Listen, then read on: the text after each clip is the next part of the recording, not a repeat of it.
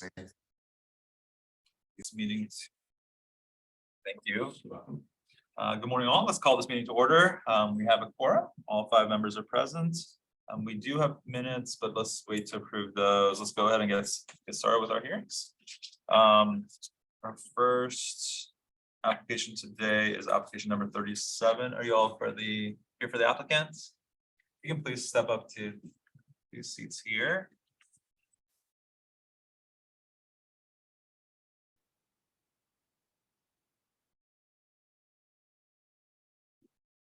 I believe I have you here for 4 appeals. Is that correct? That is correct. Okay. So, let's see. So good morning and welcome. We're the Board of Equalization. The board is comprised of 5 citizens of Albemarle County who are appointed by the Board of Supervisors. We're an independent board. Here's how the hearing will work, and this is for each of your hearings, obviously. You will have 10 minutes to present your case. The assessor will have 7 minutes to present theirs, and then you'll have another 3 minutes for rebuttal. During the hearing, we may stop to ask you and the assessor questions. If you are more sophisticated folks who are handling I'm assuming handle quite a few of these appeals.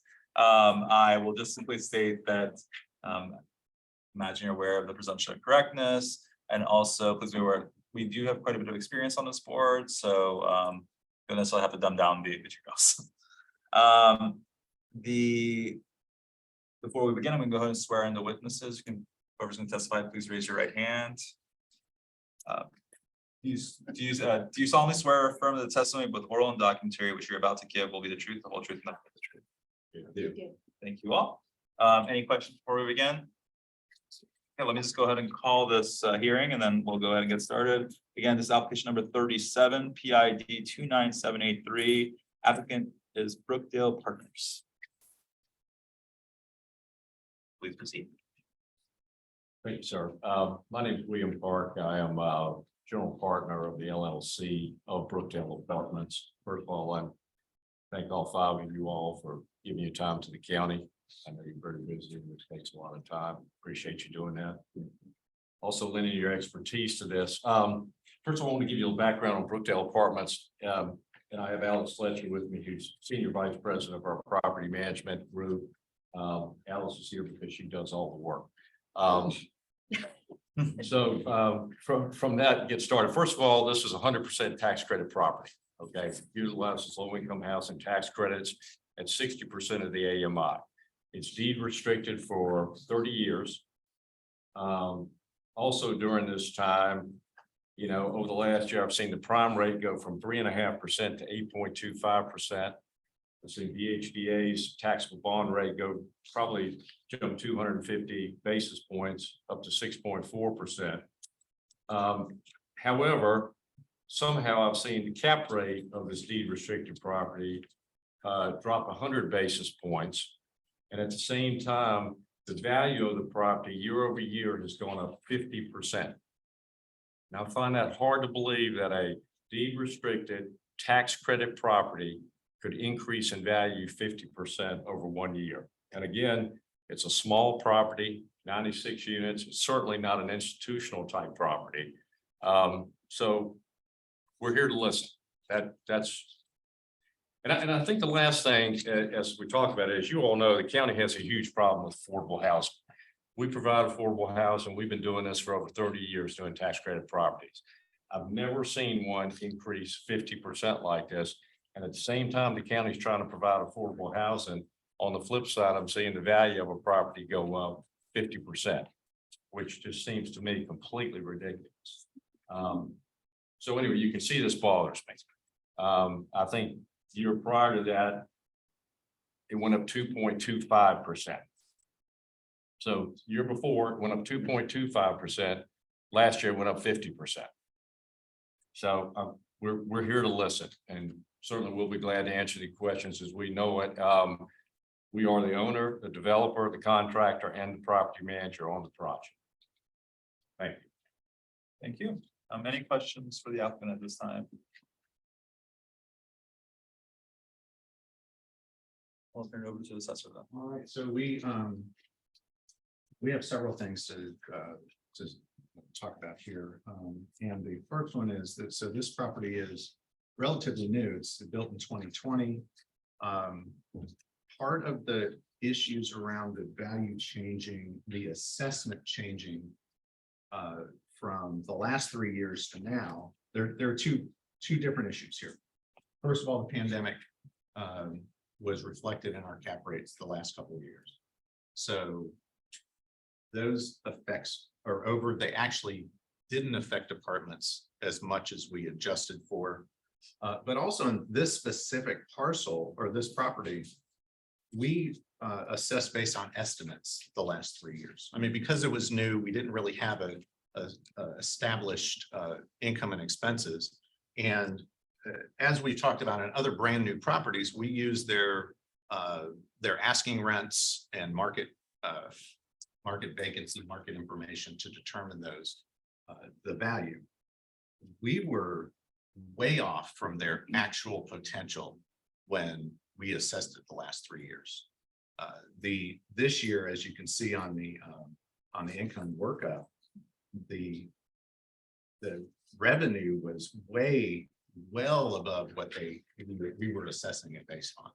So we're just bringing reality back to this property and using what they're actually doing at the property, their actual potential, their actual results that they've had. Now we're using 2021 income and expenses.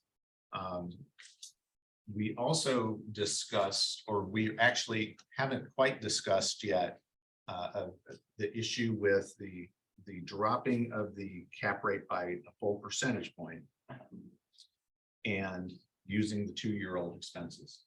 We went ahead and changed the cap rate on this property to reflect, we pulled out the actual expenses in a new analysis, and we loaded the cap or loaded the tax rate into the cap rate. And we can talk more about that, but basically what you're doing is if we're looking at the 2021 income and expenses, those expenses include taxes based on 2021. The taxes that were paid were based on in 21 were based on a $9.8 million value. We're now talking about a $15 million value, so the taxes would obviously be higher. So we to take that into account when normally when the values change at a normal rate year to year, that's not much of a problem. It's not a problem at all. But in a situation where the value has changed 50%, as he pointed out, that does make a difference. So we have now taken that into account. The value that we are proposing to you based on that change is $15,033,900. So it's about $110,000 difference. It's not a huge percentage or anything like that, but it does adjust for that issue. So we feel that this property is appropriately one other thing. So we do feel that it's appropriately assessed, and we take into account that the property is a tax credit property by having a higher cap rate than we would if it was a brand new market property, to reflect the fact that they would have issues selling it. I mean, these generally don't sell. Tax credit properties are held for a long time.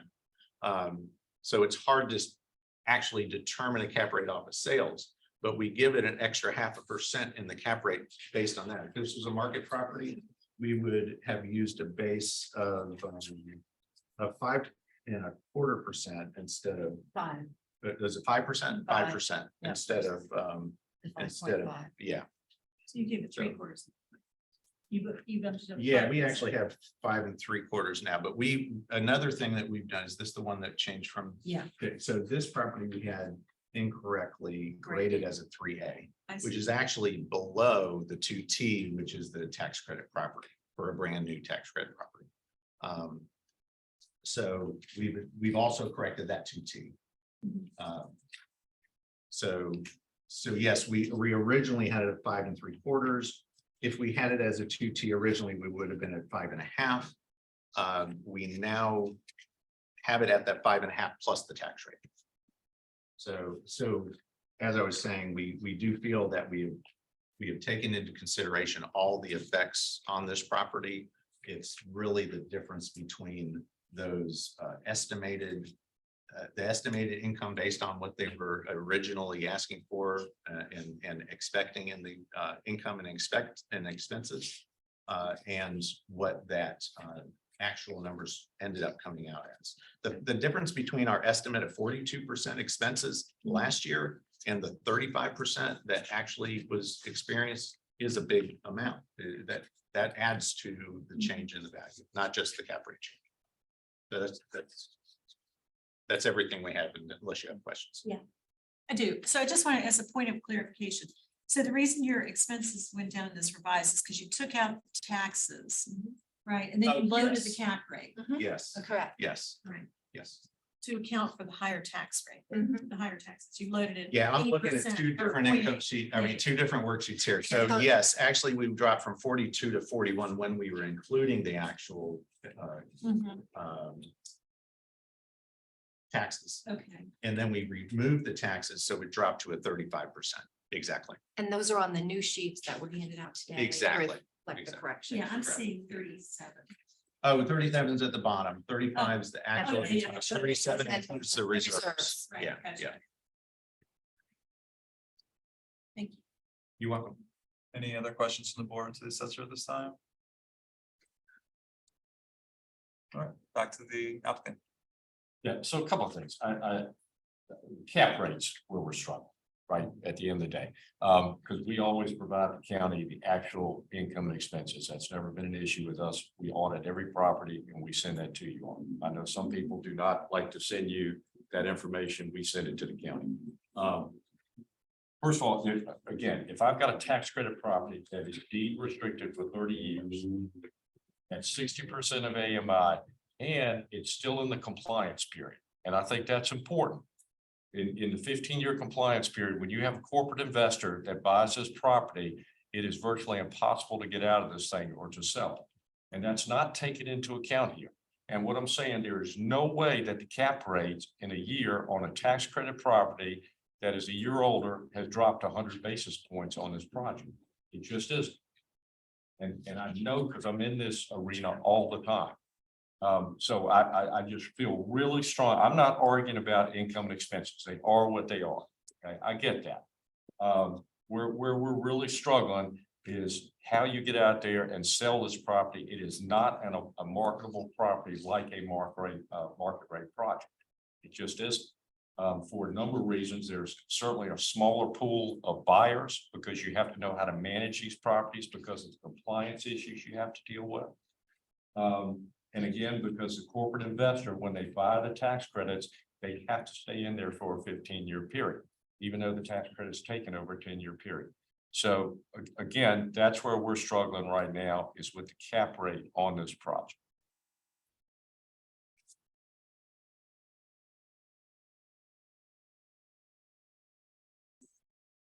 Are you aware of any sales, and I'll ask the assessor as well, I guess, but first you all, of similar situated properties, either in the area or just generally in the region? Not in the compliance period, but they're sold later on. And so you're not comparing apples to apples in the sales data that was provided by the county. These are older properties that are beyond the compliance period.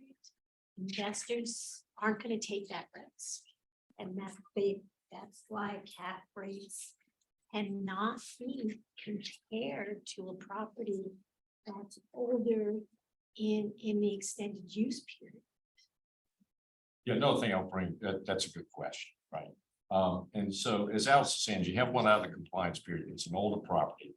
What's happening then, you've got the ability because of not only the actual depreciation, but the physical depreciation on the project, right? That you can go back and re-syndicate that project and then go back and apply for new tax credits and generally do a full rehab on the project, right? Because what has happened, it's been out there 20, 25, 30 years. And then at that point, the investor's looking at it a little bit differently because it's more of a real estate play at that point, because it's already zoned, it's already in a locality or location that's pretty good, right? Site work's already done. So it's a rehab versus a new one. So I think that when you look at a new property, it's almost more difficult than an older property, right? Because of this compliance period. So you bring up a good point. The only one I know that was sold a couple of years ago was brought to our attention to purchase, and we weren't going to pay even that much for was, I think it was Parks Edge here in town. But that's the only one I know of that's been sold anywhere around here.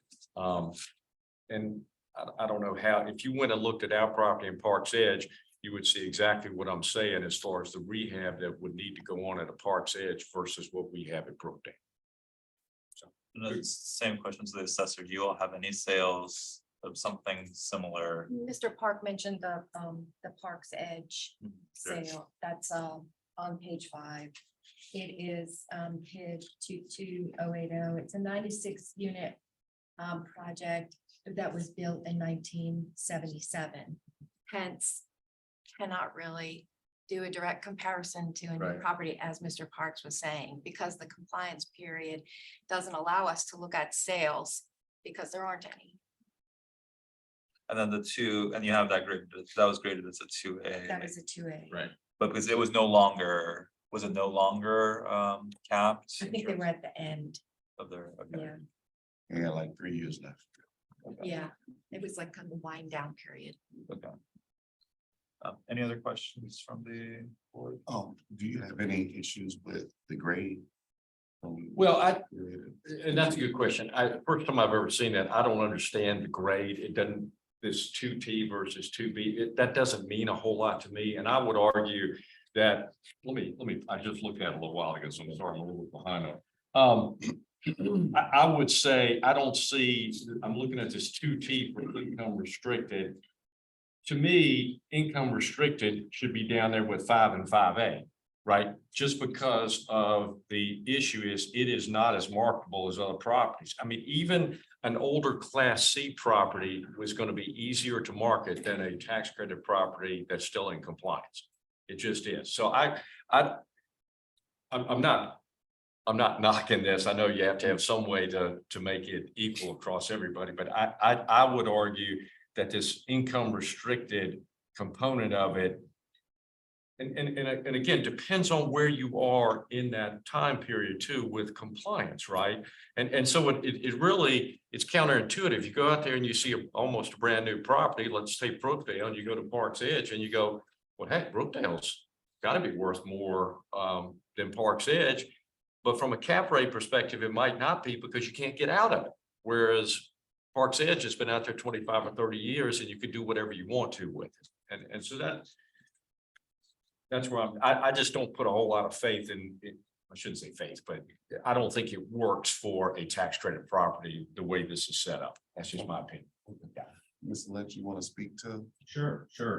So an investor buying or anyone buying these properties are buying an income stream, and the income stream is exactly what we're capping. So the question is about that cap rate.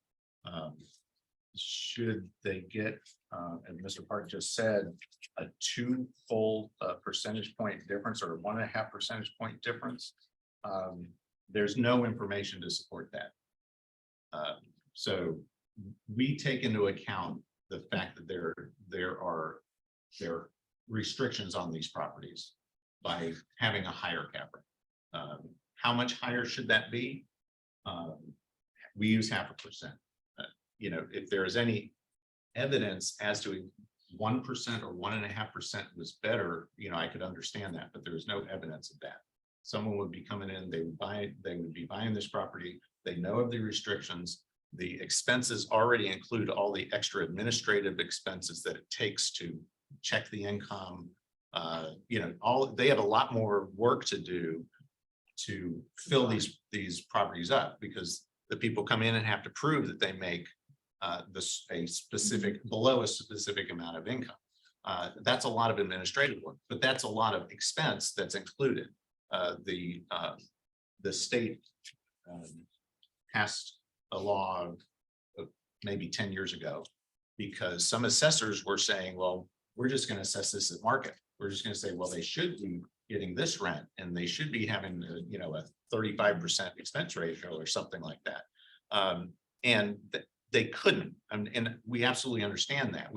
I've never done that in any jurisdiction I've been in, because we always use the actual to represent the actual rent they can charge and the actual expenses it takes to get that rent. Then, like I said, it comes down to the cap rate and how much more do you add to the cap rate for that restriction? And we feel that that's 0.5%.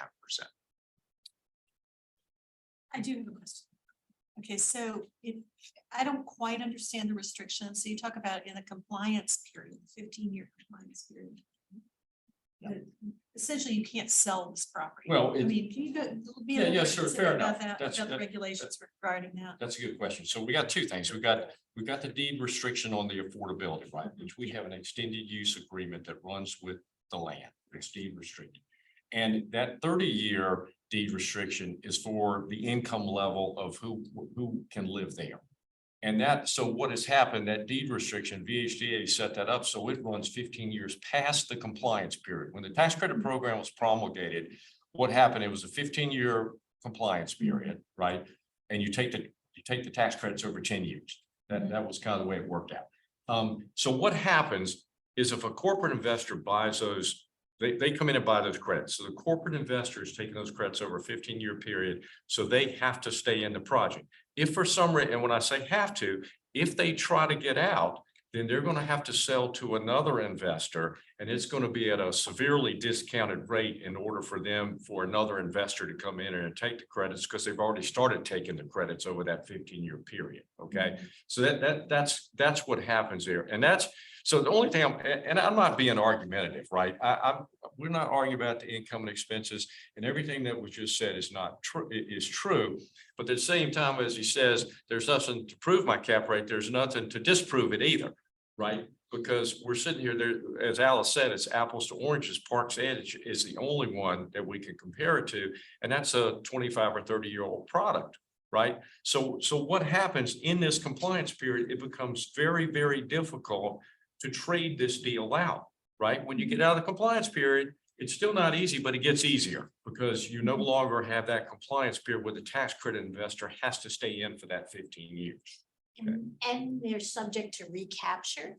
So if, as the management agent, we make a mistake and don't move in someone that properly qualifies, or we charge the wrong rent, they are subject to recapturing those tax credits on that building. So it's not just the unit, it's on that building all the way back to year one.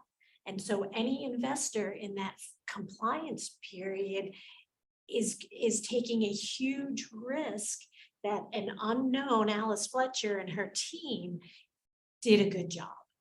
Because the state can come in during the compliance period and audit all the way back at any time to year one to make sure we did our job. And if we didn't, those tax credits on that building, not just the unit, if we make one mistake on one unit, that whole building is subject to recapture.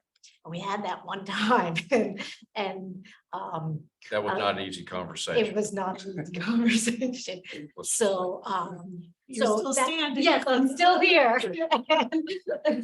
But that's the crux of the issue that we have to put a value on that risk. And that's why you don't have apples to apples, because people they're not going to take that risk. It's risky. And cap rates reflect the value of the property, and the value is riskier.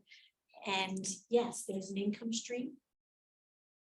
But who's coming? We are not getting people asking to buy these properties. Post the compliance period, we certainly are, because they're willing to accept the risk. And then my other question is for Deb, if I could. So the Parks Edge was the only income restricted property that was out of the compliance period. It was ending. It was ending. Okay. So it was the extended use period, not yeah, they were far out of their compliance period. They were still in their extended use period. As William had noted, the extended use period is 30, can be 30 years or more. And so they were nearing the end of their extended use period and out of the compliance period. And that's the deed restriction. Yes. Yeah, yeah, Okay. and that's a good, Karen, you bring up an excellent point, because we're talking about two things. Compliance period's 15 years, they had a deed restriction for 30. So think about when the deed restriction's up, they can convert that to market rate. Right. Right, it doesn't have to stay affordable. So essentially that was for a market rate deed. Right. The other question I have, so the tax, this risk, what are we talking about in terms of that tax credit? What are, like, roughly, what is this, what is the risk to looking at? How much in credits did we get on the project? Yeah. On Brookdale, I think was 11 million. Okay, and that's given out over the course of, you said 10 years or 15 years? That they can take it over 10 years. Well, that's exactly right. Okay. So for example, it's a dollar for dollar tax credit, right? Okay. So we'll go to the corporate investor and they will pay us, let's say 80 cents. Okay. And then it's the present value calculation, Right. right? And so they make a 20% spread discounted over 10 years and whatever their return is, depending on what the market is at that time. Yeah, good question. So this is a funding stream for the construction of the property so that the developer has additional funds to actually build the property. Yeah, I mean, and simply said, right, you got debt and equity. So you sell the tax credits, you put more equity in it, drives the debt down, then we're able to meet those AMI requirements and rent requirements in it. Right, exactly. Any other questions on the board? Anything further to you? This doesn't No. matter. Okay. Or applicant, anything else you want to add on this one? Except that we are the largest provider of affordable housing in Albemarle County. When I asked the assessor to give me the rest of the properties that are in this, there's Park's Edge and Rose Meadows. That's it. All the rest of them are us.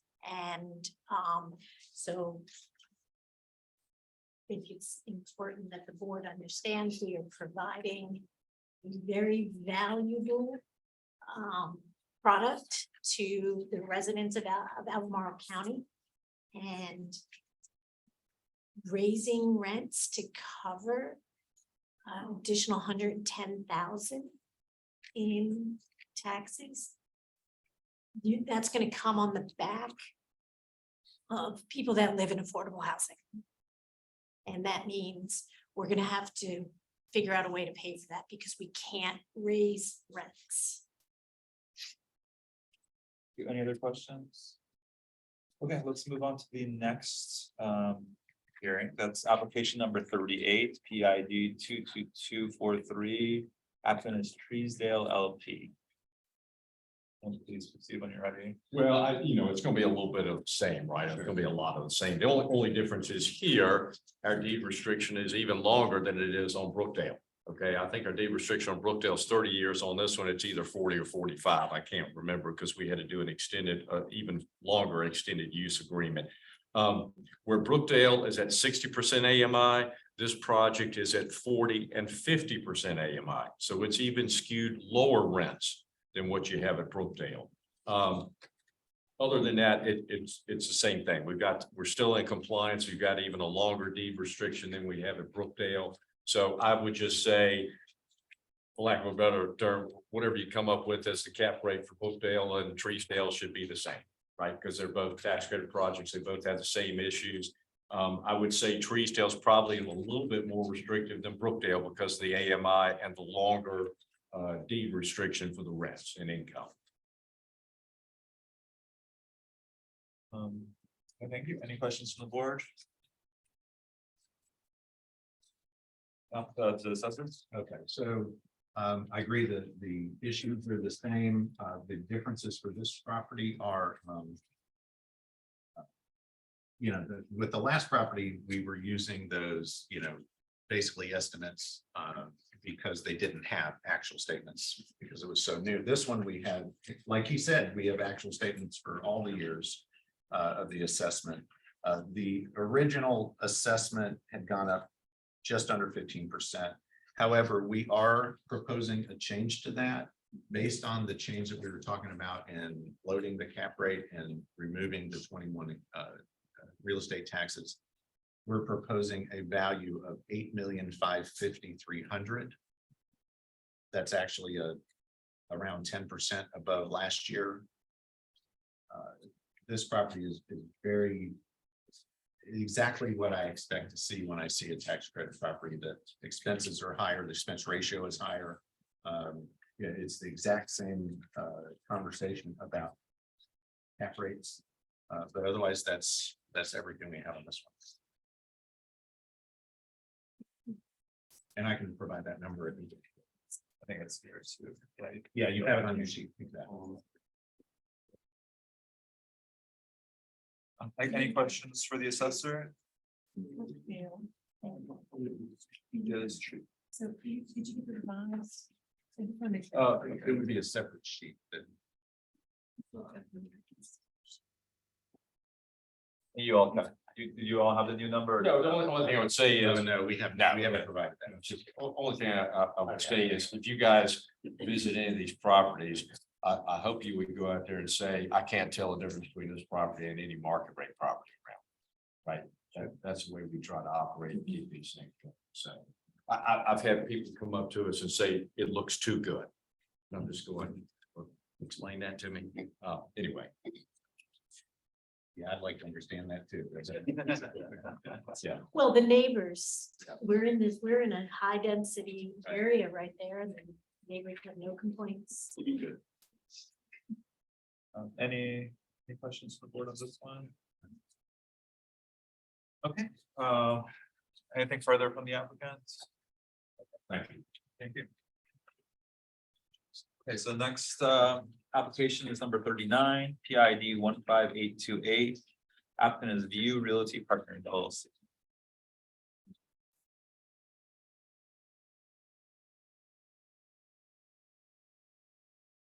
Please.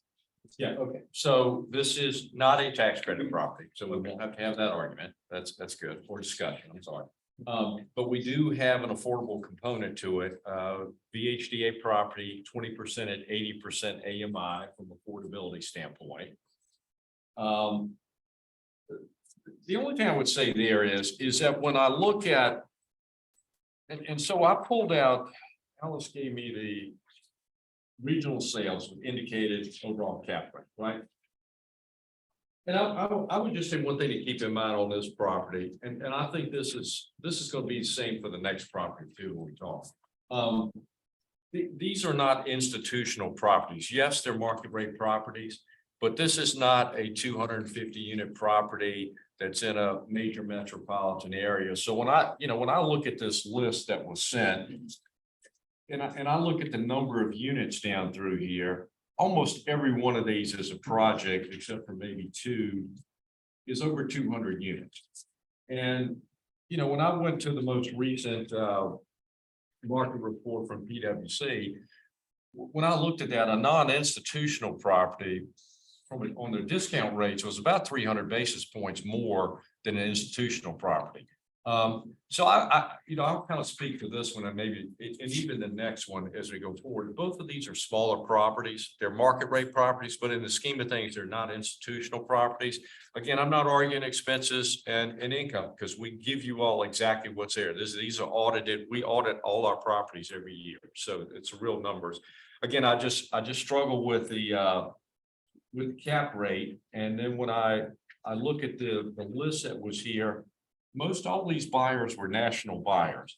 And I don't see a national buyer buying a 126 unit complex or a 66 unit one, which I think that's what it is for the lofts which is down the street here next. So, and I think based on what's happening with taxable bond rates, what's going on with prime over the last 12 to 15 months, I just find it hard to believe that the cap rates have dropped 100 basis points. Right. I mean, it's just with what's going on with interest rates. I checked VHD's taxable bond rate yesterday. It was 6.4%. And when in our other financing that we typically use is the HUD D4 program, And those rates are south of or north of 6% now. So, you know, when you look back at these sales, 21, 22, some in 2020, rates were, you know, below 4%. Some of my HUD deals were 3%. And now you're looking at 6%. So I'm just struggling with these cap rates based on the size of the project. It's not an institutional grade property. We're not in a major metropolitan area. And based on the latest reports that I see from PwC, non-institutional properties, the basis points, I mean, it's 300, it's trading 300 basis points over an institutional. So that's where I have an issue. Any questions from the board? Thank you. Yes or no? Okay, so this is the view. Again, several things, the exact same issue that we were discussing about the loading of the cap rate over the 2021 real estate taxes. We're proposing a change in value to 27,720,000, and that's from 28,020,020. So we would absolutely support that change. 27,720. 27,720 even, correct. And we do not have this as a prime investor grade property. We have it as a grade 2, not a grade 1, to reflect that difference. And that's what the cap rate is based on. We were aware that it's 20% set aside as affordable. That's a low percentage that does not affect as Mr. Park said, we do not believe it affects the marketability of the property. And make sure I'm not missing anything here.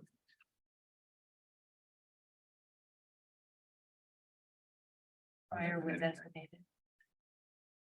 Yeah, We're using in the this case, estimate. yes, in this case, Because of. yeah, this property also was built in 2020. So the prior years were estimated based on their rent rolls at those times. But now, and actually, we still are basing it on an estimate from the rent rolls. So I think that's everything on this property. I have a question. So if I'm looking at your page 4, and your original Right. submittal, you've got an NOI of 1,386,000 capped at 5%. I think you have a mathematical error there. Oh, yes, we do. Okay. And we've so- corrected that also. We correct. So, but you didn't change the cap rate in your revised, like you had said, you loaded the cap rate in the second. But we did not here because we were using the estimated. Yes, You're using thank estimated. you, Yeah. thank you. I did just say Sorry. that, so I'll Okay. correct that statement. Okay. In this case, because we are estimating the expenses and we're not using 2021 Because of vacancy. expenses, Okay. that wasn't an issue. I mean, we I ran see. into the Yes, same you did. situation yesterday with an apartment property. It's because we're doing an estimate, we don't have that. We're not using a lower than expected real estate tax number. Gotcha. So, Okay. yes, thank you for that. I will amend my statement. please. Any other questions from the board? Applicants, any other rebuttal? No, again, I'll just say, I just find it hard to believe the cap rates drop 100 basis points when taxable bond rates are up 250 basis points and prime's up 450 or 500 basis points. I just find that hard to believe. So anyway, that's all I'm gonna say.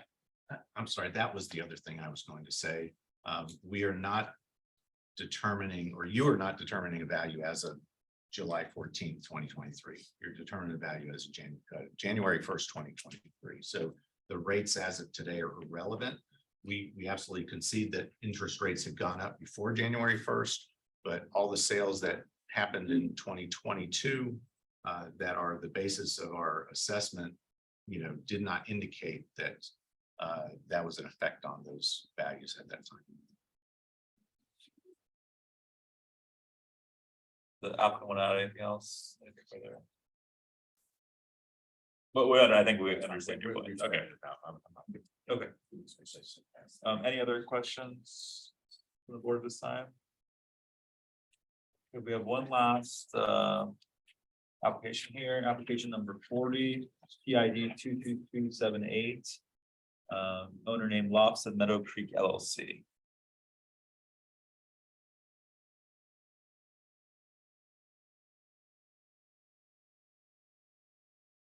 Please proceed. Yeah, well, we talked about this a few minutes ago with you. This one also has a affordability concept with it. 20% at 80, 20% at 100%, and then the rest unlimited. It is not a tax credit problem. But it's even smaller than the project out there at the View in Crozet. And I think the same comments as far as, cap rate and so forth. It does have income restrictions without an agreement with Albemarle County for income restrictions on a certain percentage of the units. So we do have as part of the development of the project that we are limited on increasing a certain percentage of the units in the rent to keep them affordable. A good point. Now, so it's a little more restrictive even than the View is. How does that work exactly? So that's beyond those two other 20, so that's Yes. beyond the 40%, okay. Yes, sir.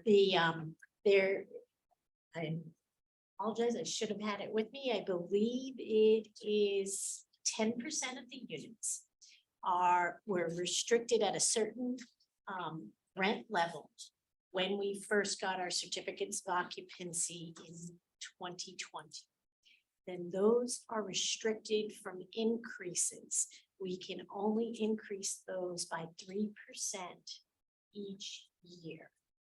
So that is part of what was agreed to by William Park, the developer, and Albemarle County to fill a need for affordable housing at that time. So that is, I'm fairly certain it's 10% of the units that are rent restricted. And could that 10% be one of those 80 or 100 income level It ones? typically falls that way Okay. because of yes, it typically falls that way, but it's not always guaranteed. Yes, so stated another way, that's a restriction, right? If someone was coming to buy this, they'd have to get comfortable with it. Again, it's not as restrictive as a tax credit property, but it's a restriction. Understood. Any questions for the applicants? Turn it over to the assessor on this one. Yes, thank you. So ironically, we actually assess this one as an income restricted property or a tax credit, same as a tax credit property. We are aware that 25 units are income restricted, or our information is that 25 units are income restricted. That's about 38%. It doesn't, I'm not sure if that's exactly right, but I think that's right. Yeah. Yeah, Yes. because it's 20 at 80. Yeah. Okay. So, when we're trying to figure out how to handle the differences on regular full tax credit property and a market property, this is one of those things kinds of in between. And the other property, the View we were just talking about, has that 20% affordable. And how should those kind of variations between be addressed? So in this case, we treat it just like the tax credit properties. We use it as a 2T on. It was built in 2020, so it's pretty new. We have the actual income and expenses established at this point that we've used. The same issue that we were discussing by loading the cap rates and not using and extracting the 2021 expense, real estate expense. We propose a change to 11,715,600.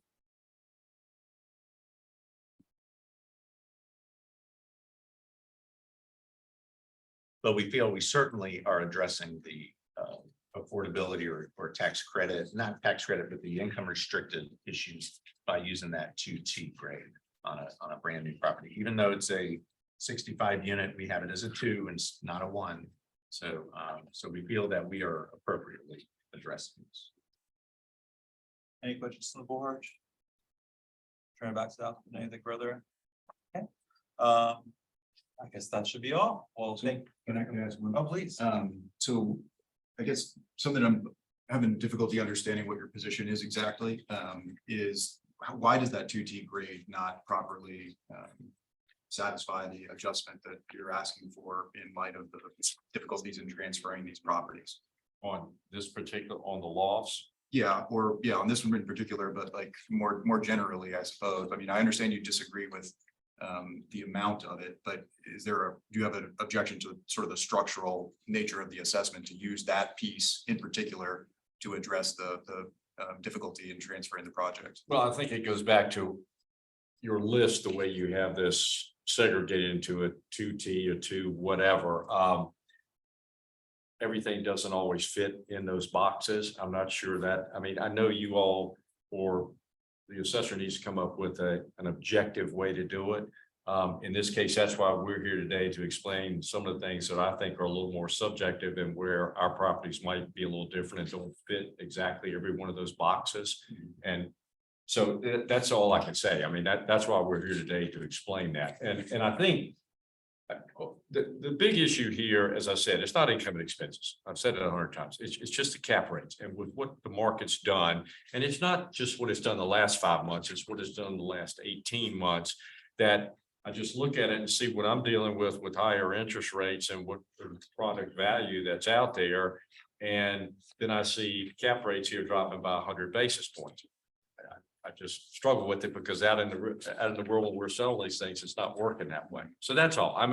Look, I'm not coming here to argue, be critical. I'm just kind of telling you where we're coming from on this. And we've seen some huge jumps on this, and I feel like we're doing our part, put it bluntly. And I will say this in closing, that I appreciate you all's question, because it's the first time I've ever been before one of these boards where I don't have to spend an hour talking about tax credits. So that's pretty good. So anyway, I appreciate the time and the consideration from each of you in looking at these. And also most of the time, the work that you do. I do have one final question. Yeah, sure. Okay, just want to make sure that I understand that the two that are subject to the compliance period Yeah. are Brookdale and Treesdale. Yes. Okay, and looks like Treesdale's like, what, 10 years, close to 10 years old? Okay. That's right. It's got another 5 years on its Yeah. compliance period. Okay, Good question. okay, okay, thank you. All right. If I can make one last thing. Mhm. So it's just in response to the subjective or subjective comment. When I first started appraising 30 years ago, I worked for a woman who had learned 30 years before from a guy who drove around, and she drove him around. He lost his license because he was drinking, so she had to drive him around, and he would say, all right, that house is worth 150,000. That one's worth 75,000. And she'd write it down and send it in. So that's subjective. We define, obviously, we have to do a much better job than that. We define everything that we use as a variable. So our grades have definitions to them, what they, whether they're institutional or not, when it comes to apartments, whether they're older or newer, whether they're well placed, located or not well located. So I believe that we are as objective as possible, and there are absolutely variations, and we cannot capture every single variation. We have to create groups. So, we don't do single property appraisal, except to the fact that income properties are, reflect their actual income in the analysis. Whenever possible. Yes, when we have that. When So- we have that so, information. and thank you very much, because it is better to get the information than to not get the information. And then one last thing, the differential between a brand new property when it starts going and, if we had been higher in like the very first one that went up 50%. When it was first built, I think there was a lot of unhappiness about those values being higher. Most likely, we were probably low, and as we now catch up, there's a large increase, but the alternative is that the value would have been higher in the first place. So, you know, it's nothing we can't really to talk about those previous years without looking at individual information, but it kind of the talk about how properties change over time can be very complicated, and it's not really what we're looking for in our assessment. It's what we can defend as a value right now. Which is why we come here to explain anything that you might not have. Exactly. Right.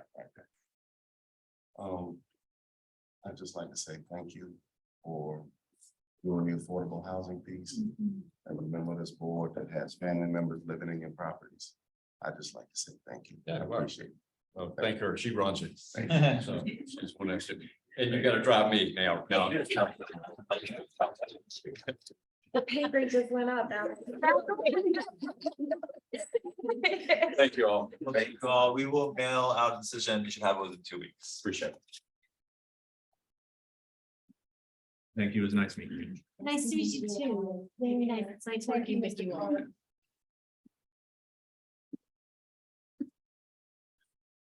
Few housekeeping matters, so we can maybe address those real quick. Mr. Mayor, do you have a chance to look over? I did, it's a perfect match, except I made a note in the record that we declined to make a decision as to the timeliness of the appeal. And that wasn't in there. Okay. But other than that, it's a perfect match. Okay, so we'll add that to it and then you can vote on it based on that. It change. is afternoon, okay, so then that's the way. I just want to make sure we have everything, all these things that we do need to address at some point through today. Needs. Change.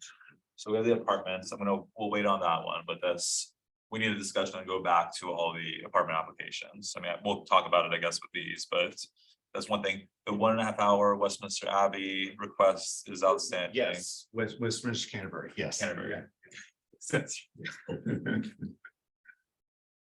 Okay, and then we have the Courtyard Hotel. We sent us the materials over email. There's the veterinary clinic. Gave us the materials 2 days ago. Correct. Anything else I'm missing? I just want to make sure that I have my list here to make sure. I was just going to talk about OIA and Library of Virginia records retention. We talked about minutes and apartment. the representation, right? And representation, exactly. Okay, if you don't mind, let's do those two real quick and then we'll go into. That you're just kind of.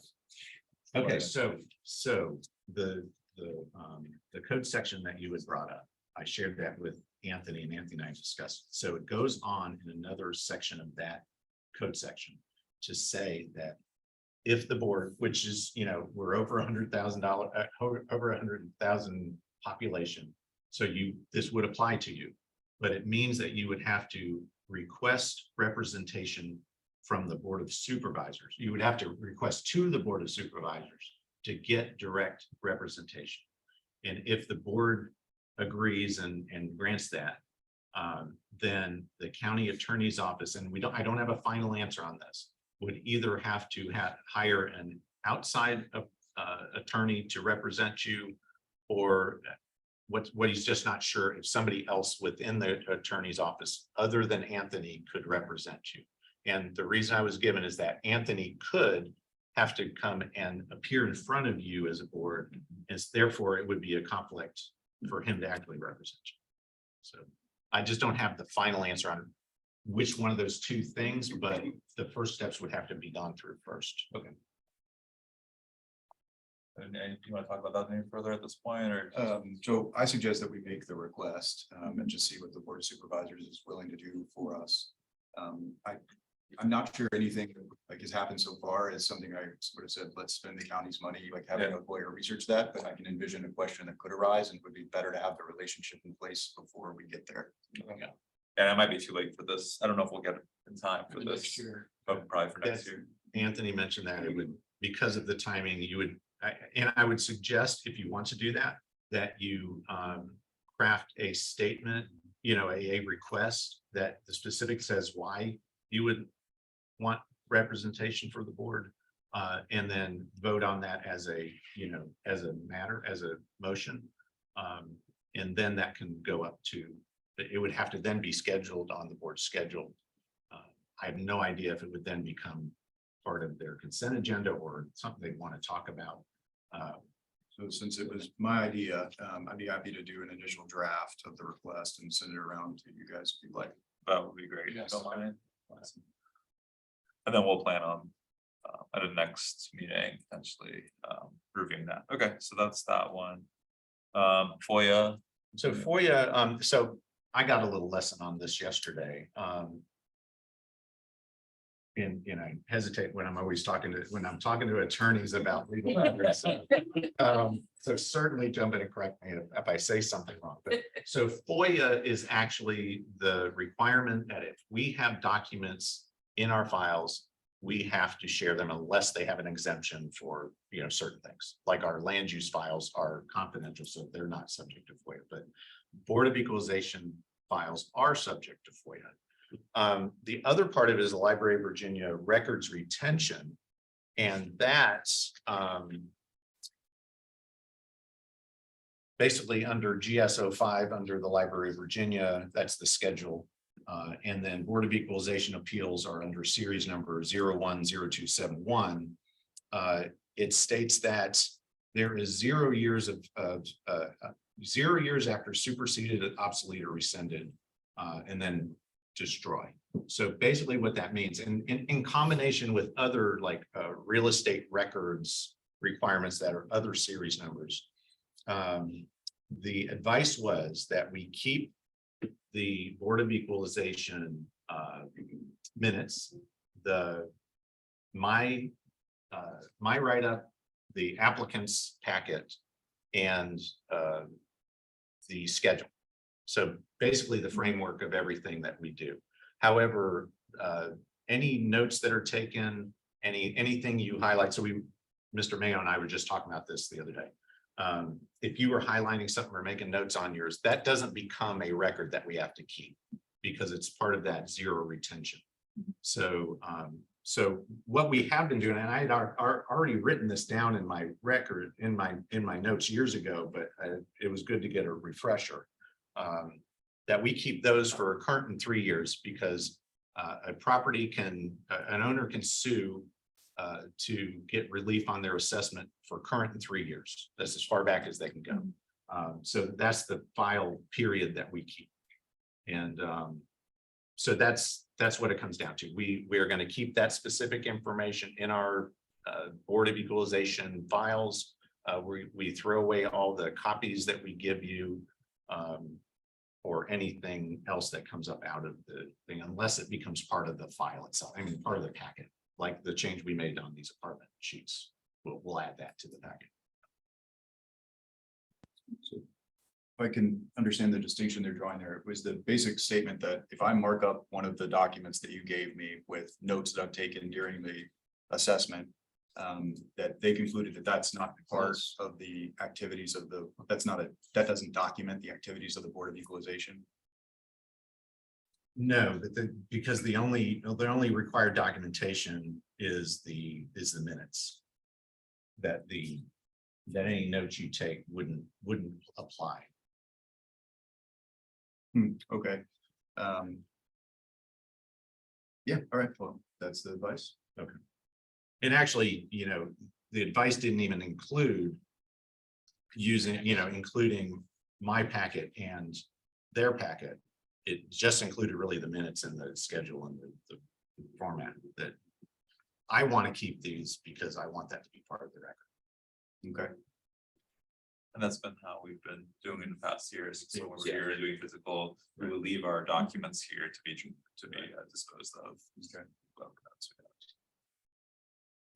Now, having said that, if the board wants a specific item to be added to the packet, I have no qualms over that. I mean, if you just say, I would like this information to be added to the record that is kept, certainly that can be something that we can do.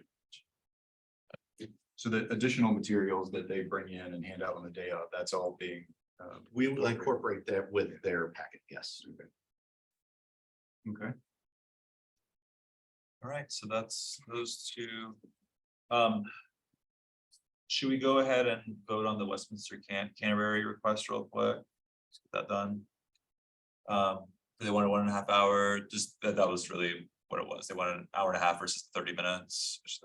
Correct. He didn't stipulate that he wanted to talk for an hour and a half, or if he wanted the meeting to be an hour and a half. I would recommend that you do not allow him to talk for an hour and a half, because I've spent 5 days in trial with him. He's talked 5 days, so.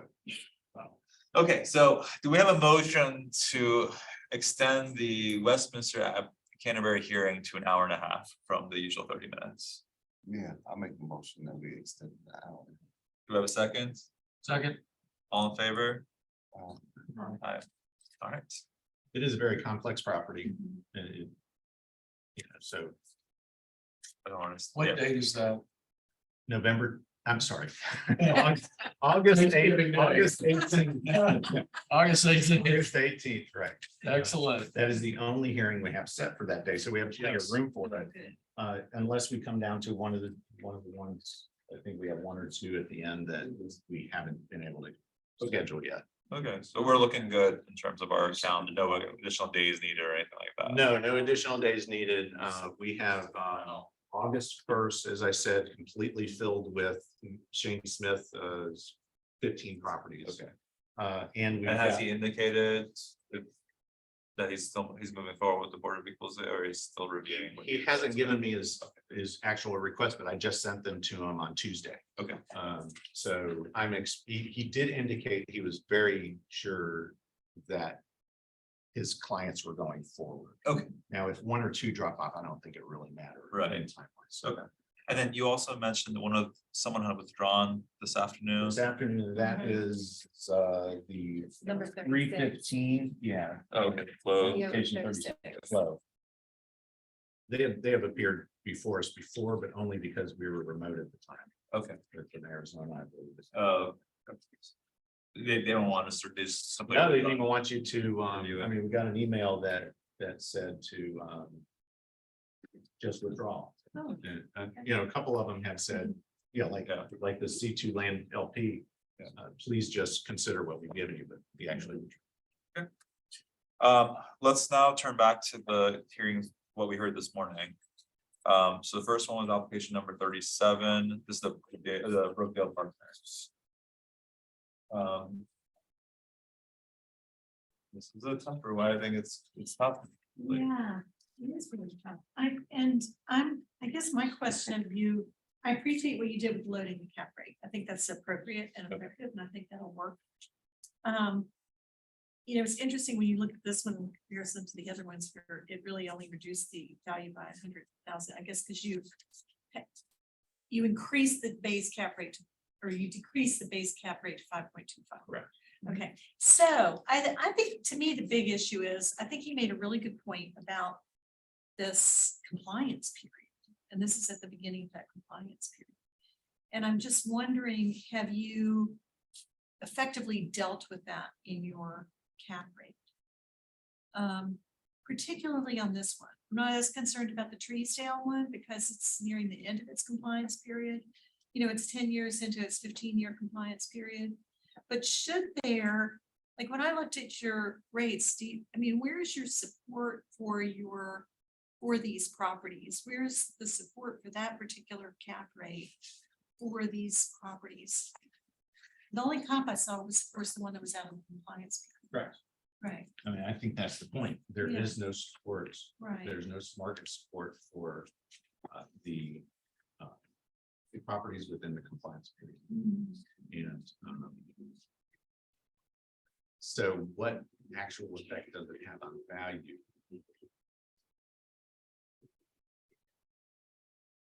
It was interesting. I was waiting to hear him suggest a cap rate. But they don't have them because there aren't Yeah. any. Yeah, and he did, so. Well, you indirectly did by saying it should be a grade 6 or 7 or 5 or Five, 6 or whatever. Yeah. 5 or 5 or 6, 6. Yes, 5 or 6. which is what, And we recognize it with 50 basis. points 7. now. I don't know if 50 captures it. I think Plus the actual income and expenses. the actual income and expenses are obviously a lot less. So that's part of it, but in terms of reset, I don't know how much a lot of these folks are paying. Such like that, the Hollymead property, with such a, that's kind of one of our biggest local sales that shows that the cap rate is so low, but it's a market rate property. Like, there's no incentive here to, I mean, No. it's a new building too, but The there's no incentive is to incentive. the developer because they get the tax credit. Right, but there's no incentive to upgrade or like someone Buyer. to a buyer to go in there and buy this. You're getting this income stream, but you're not gonna get a better, like, you're not gonna get, because some of these are, there's value adds. They're just adding, they're trying to get to a point where they can get a higher income. Which all I mean shows supposedly with the performa versus what they had, the 4 point whatever they bought, but. That's the. I mean, I thought they made a good point about yes, you can buy the income stream, but you're also buying the risk. Mhm. And so, over time, that risk is somewhat mitigated. But at the beginning of the 15 years, you're facing even greater risk.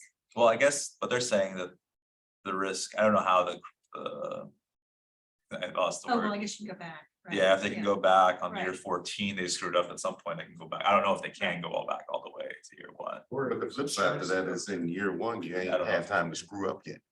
Well, Yeah. But yeah, I don't know if there's an. I mean, I that's don't know one if of the there's an reasons insurance why their cover. expenses are larger is because they have compliance auditing that have to be Right. done by an outside group. But. So that shows up in their expenses. But we still have to look at this as someone wants to buy this property still at the end of the day. So is someone gonna pay the 5.5 cap rate on this? And I don't know. And we don't, I mean, that's the problem with these two is there is no market. There's no, so how do we, like, it would have been nice if we had at least one sale somewhere, even regionally or wherever else. None of the regional sales are income restricted. Not, No, they wouldn't be during this period. and they wouldn't be comparable because they'd be very old, similar to Yeah, park. yeah. You know, because as they fall out, Yeah. if they can either be bought by someone else and then go back through the program and revive those tax credits Right. by renovating the property, or they can go to market. Well, they can, I mean, the idea was like, they can technically sell it and someone takes over the rest of the tax credit, but it's gonna be at a that's gonna be at a discount, but it's. So it's technically it could be sold, just no one's doing it because they don't wanna lose that tax, I imagine they don't, it's 11 million. So I mean, that's a substantial tax credit and I wonder if they're front, I mean, depends on the company, I guess they could front, technically. They don't have to take it over 10 years, it sounds like, right? If they have 11 million in tax obligations. They I can think use it's a that. 15-year compliance period and they typically take it in the first 10. Right, but they could take it in Oh, the the first year, if Mhm. they had enough of a tax. Oh, right. Yeah. If they owed 11 million taxes and they want to Yeah. offset it, they They're could. allowed to spread it over 10 if they Exactly. want to. Yeah, okay. My understanding of these properties was that the developer sold those tax credits to investors and they were not with the property. That's not. the- Well, it's the way suggested. you Well, he describe probably it. has to offer some kind of indemnification Yeah. because he's in the compliance period. Right. Right, and so that would go with the property, right? And I wonder if these are like, because I know with the historic, there's a difference between the historic ones where you have to, the partner, whatever the company who's taking the tax has to have some ownership interest in the property. I don't know if it's the same way with these or not. Because conservation easements, It's you a don't. very complex financing scheme. Yeah. Yeah, so The conservation easements you can't sell to whoever, they don't have to be anything, have to do anything about, it, but this one, I don't know which one is. I guess I look at it and I think, well, there is some added risk, in terms of if I were looking to buy this property. Recognizing that, there was, I don't know how much risk because they are, theoretically doing a good job with their compliance, right? I mean, in my due diligence period, I'd be looking into that if I understood it clearly. Right. But at the same time, there is risk.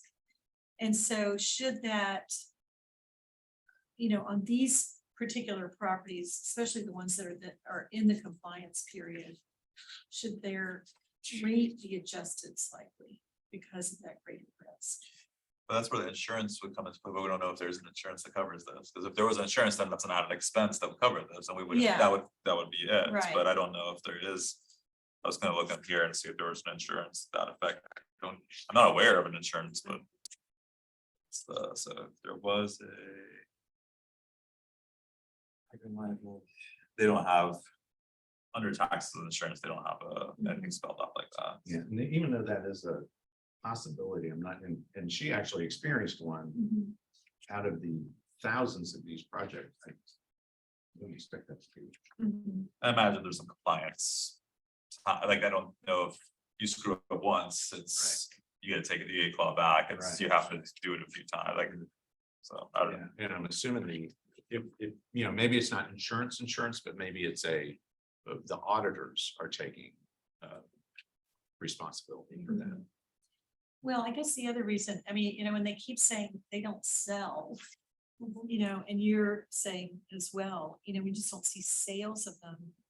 Well, there's gonna be a reason, right? There is, So, it's tax compliance. right. So, Well, also they're getting a return. Yeah. I mean, well, Right. even market properties will sell when they're brand new. right. They generally have a holding period Uh-huh. of Yeah. 10 to 15 years. So, people don't get into these necessarily to sell them initially. They get into them for the return they're gonna get on the cash flow.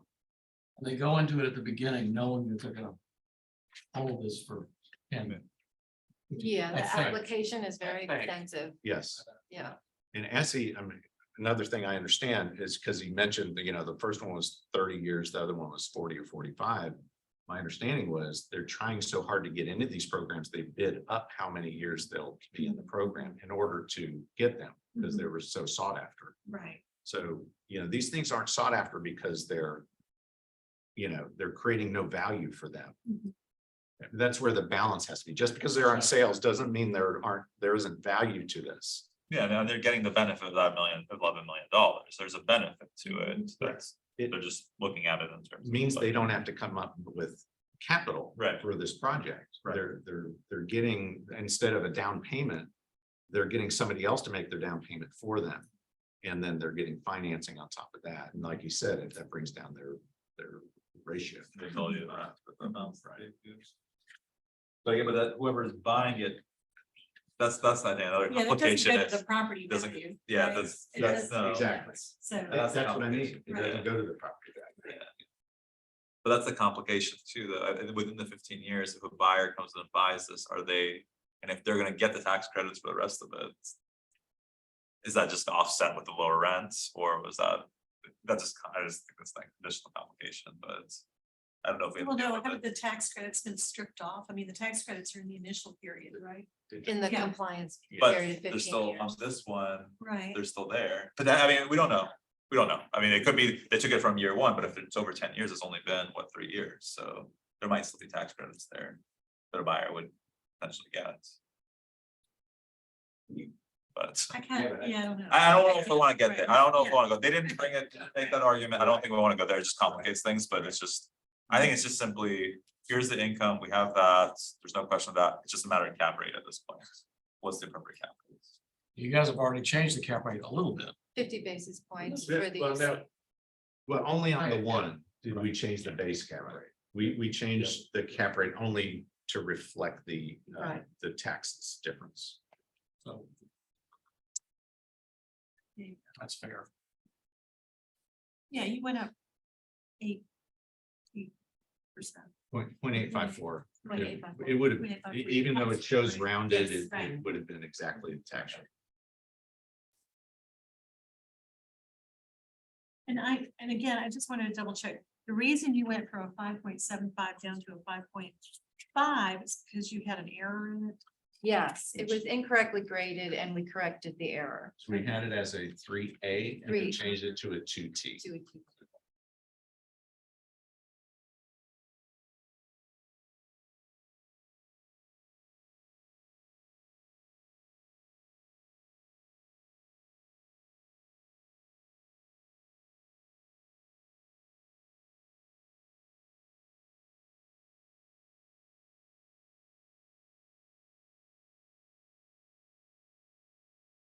Now make a motion on application number 37.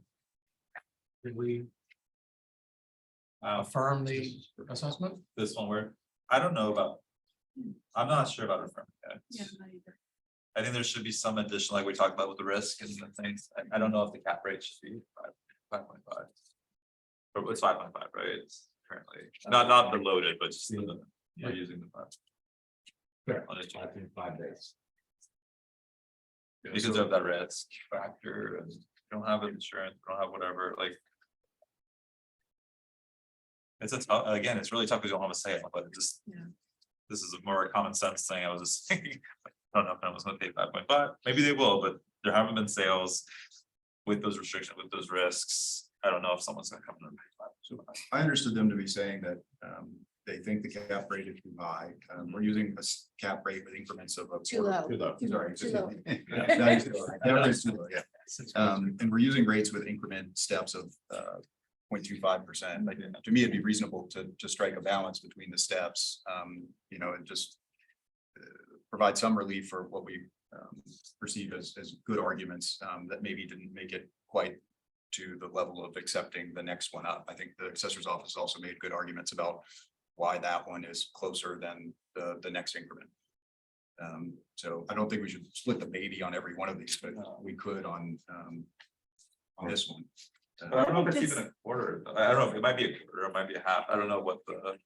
Really don't know what the number is. What we're doing is a 0.5%. So we're not saying this would be a 2A instead of a 2T. This would be a 2 if it wasn't a 2T. If it wasn't tax credit.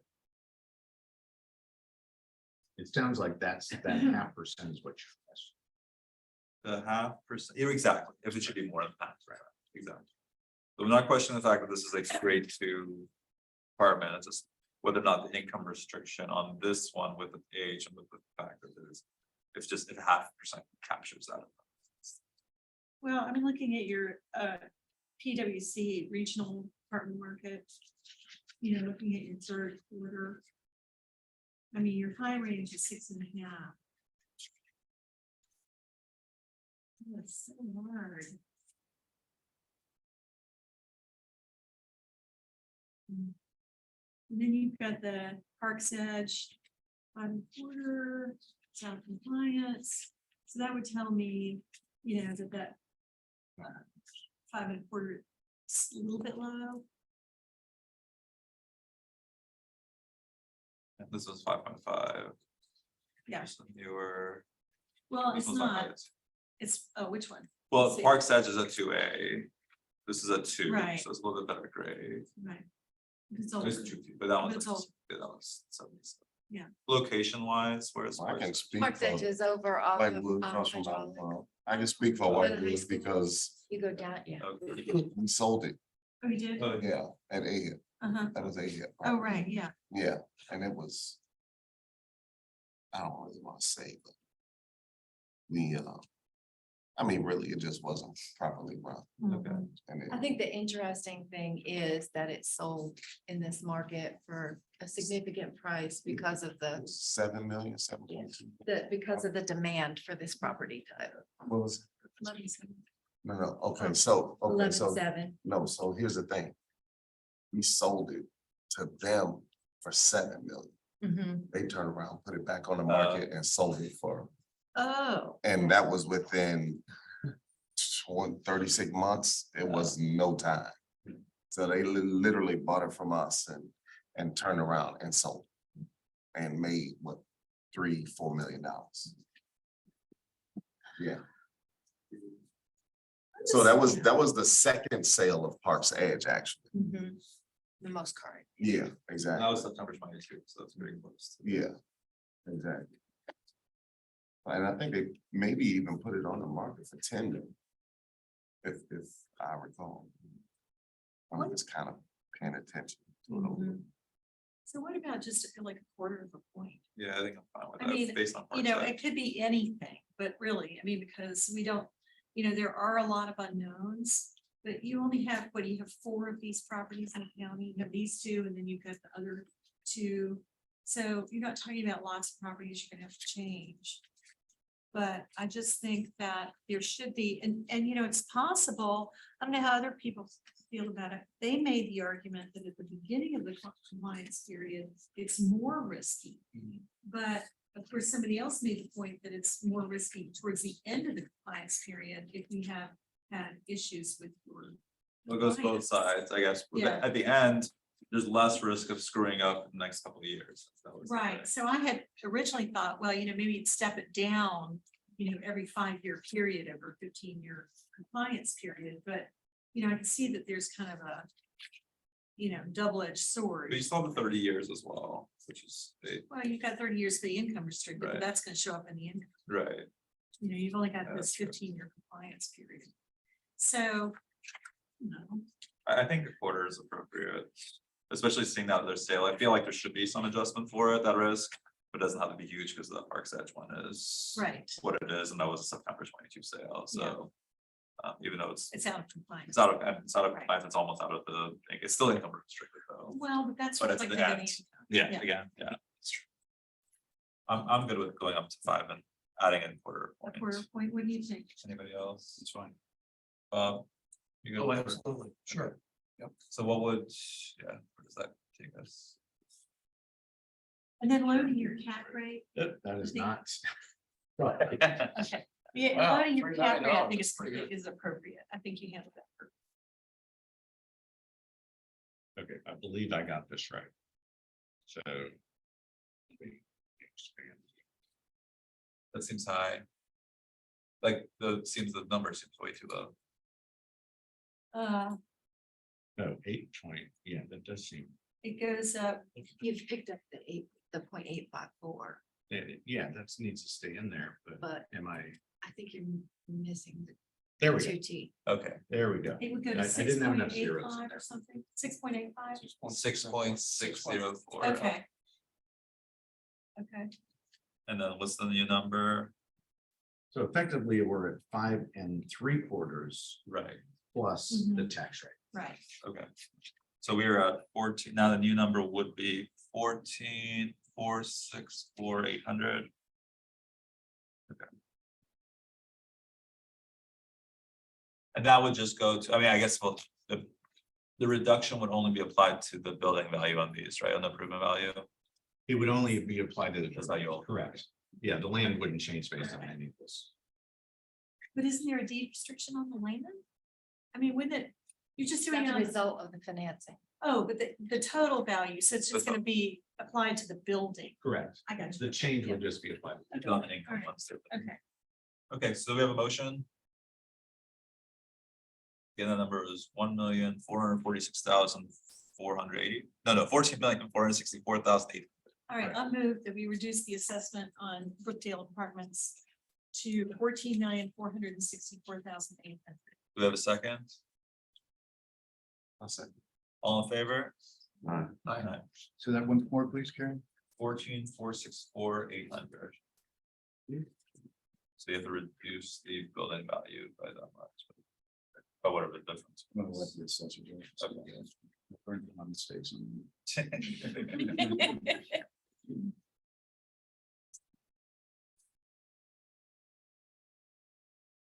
Who seconded that? Me.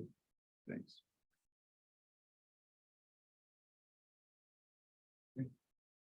I've changed the income sheet and I printed it out, so we'll have that for the record.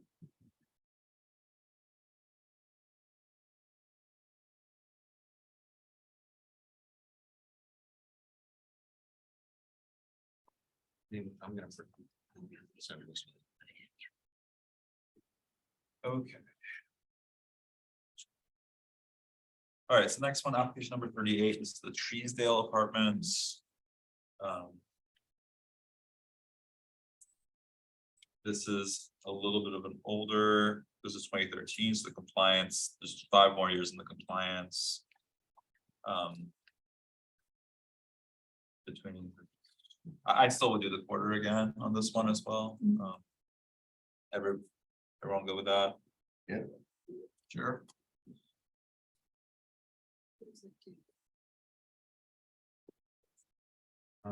Interestingly,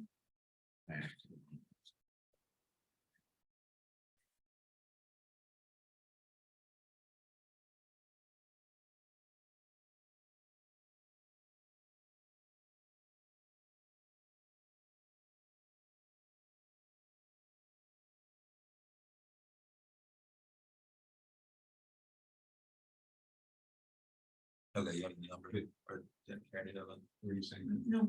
No, Nothing. none of that. Nothing. Okay, so new number, Okay, so the new number with this change would be 8,226,700. Do we have a motion? Move to reduce the assessment on application number 38 to $8,226,700. Do we have a second? I'll second. All in favor? Aye.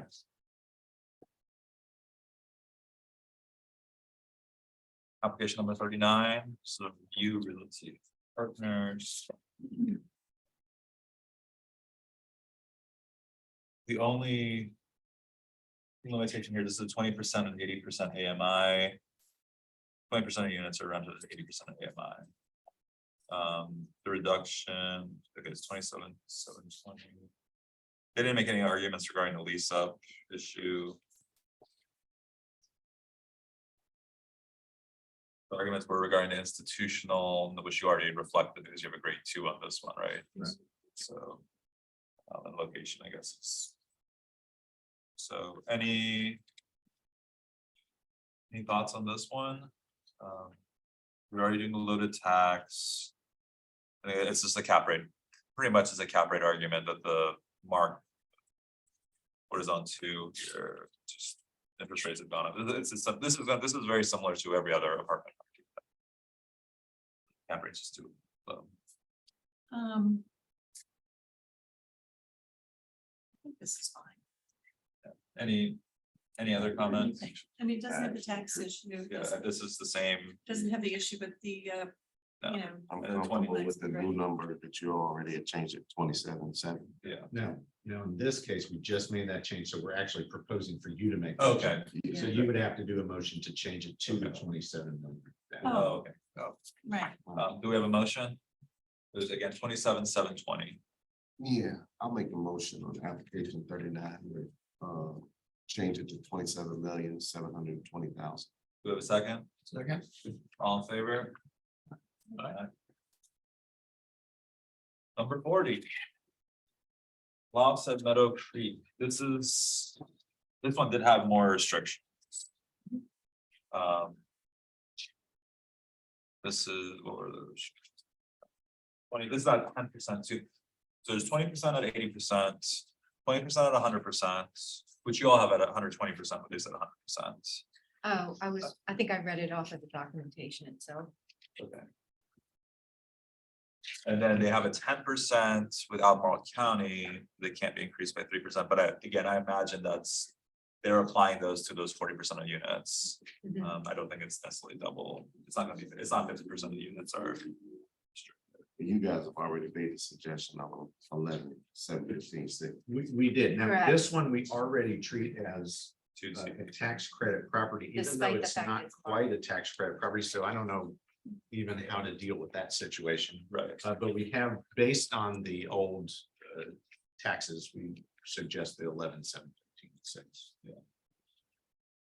any, well, I don't think the same risk applies. I no, mean, and I think you considered the, The percentage. yeah, you considered it in your income already, so. I would move to affirm, Or- well, not to affirm, but to revise the assessment to 11,715.6. do we have a second? Second. All in favor? Aye. Aye. All right, perfect. So those are done. Do we want to take a break real quick? Or do we, the other two, I think we still have 11:15, we still have 45 minutes. Okay. I would suggest if anyone wants to break now, I would suggest we do those two, the ones that don't have hearing times. So we have the veterinary, the Friedman properties, and we have the courtyard one. Did you all print out the courtyard one for us, or? I believe we did. I will check real quick. Okay, sure. Okay, this is application number 45. We have the PID. PID 23452, property owners Friedman Properties LLC. The applicant is not present and asked that we review this without their presence. I guess we'll turn to the assessor then. We don't have the applicants. We need a minute, let us know, I mean.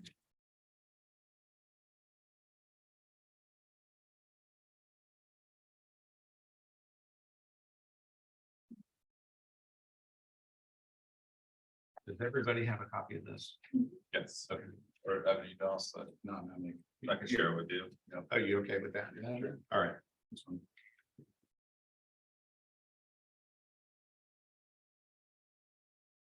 And if, Pete, if you don't mind pulling this one up. You want to look at the map? Yes, please, that's.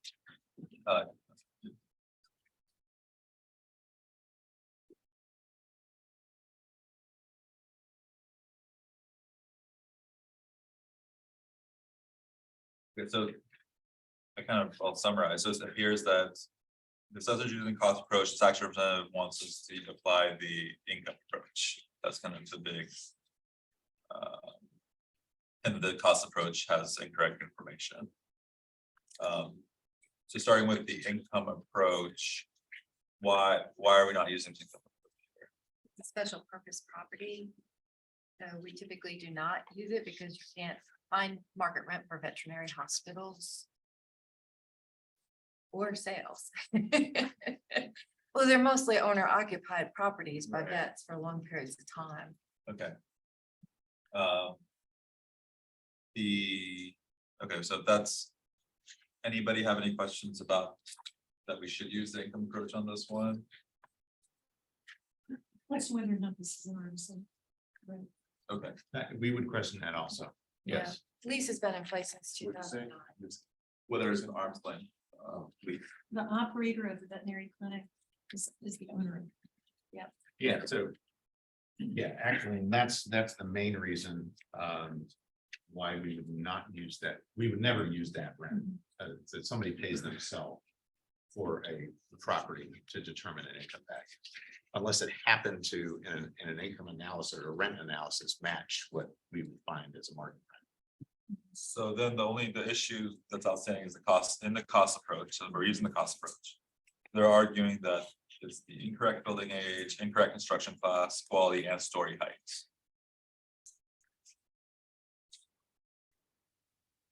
What does the assessor have to say about that? So I went out and took a look at the property on July 3rd, so that we could ascertain the condition. And we believe the effective age of 26 years is the correct effective age. It's, they're using the actual age of the property. The property has been updated over the years. There's no deferred maintenance. There's photographs and I think your write-ups as to what I saw. Everything is in good condition, and so we feel that we have appropriately provided the effective age at 26 years. That's about 58% total depreciation. And we are using a height of 10 where they're using a height of 14 because that's the actual height is 10. And they used a quality of 2.0. We used a quality of 2.5, which is average plus. So those are the primary differences between their approach and our approach.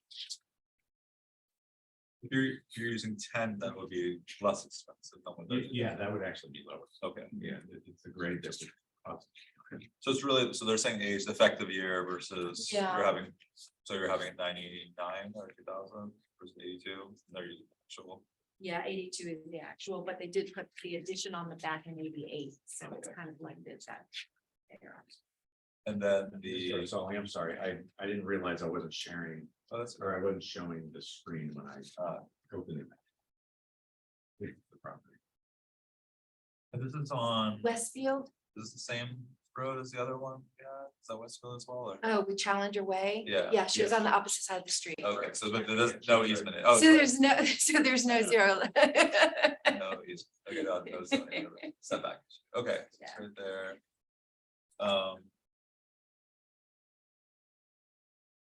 They did do a roof in 2023, I believe. Yep. After the stuff.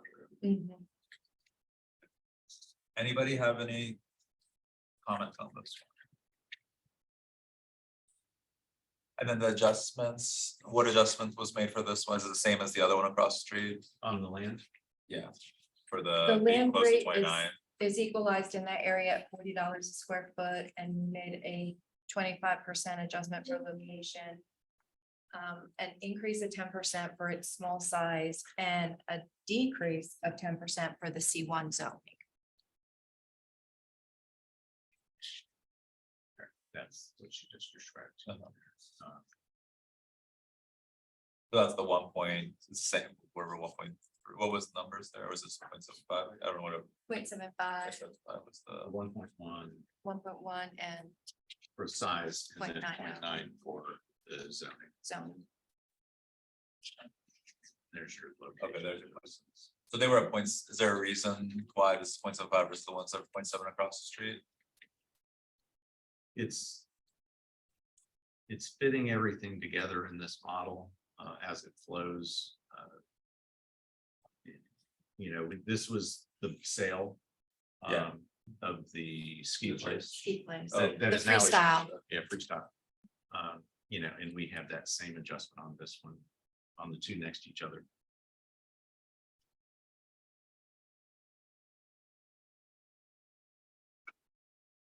So name, But you have the additional size adjustment Mhm. on the small. one. Is that correct? Oh, no, this is location. This is Oh, location, okay, Yeah. sorry. but there wasn't a size. We adjustment. do have a size adjustment. for Yeah. this.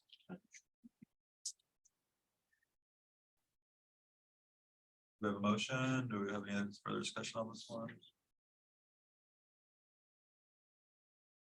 Well, did we affirm the assessment at 906-100? Do we have a second? Second. Thanks. All in favor? Aye. Is this at the back of the package here? Oh, there. Okay, so then I don't have the other one in front of me, the courtyard. Oh. C2 land. C2 lane is right here. I'll give it to you.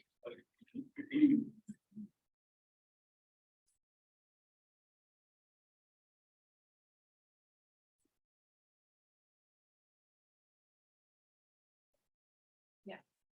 That's the applicant. This is the, No, this is, okay. Gotcha. that ours and the applicant. Yeah. Two separate steps.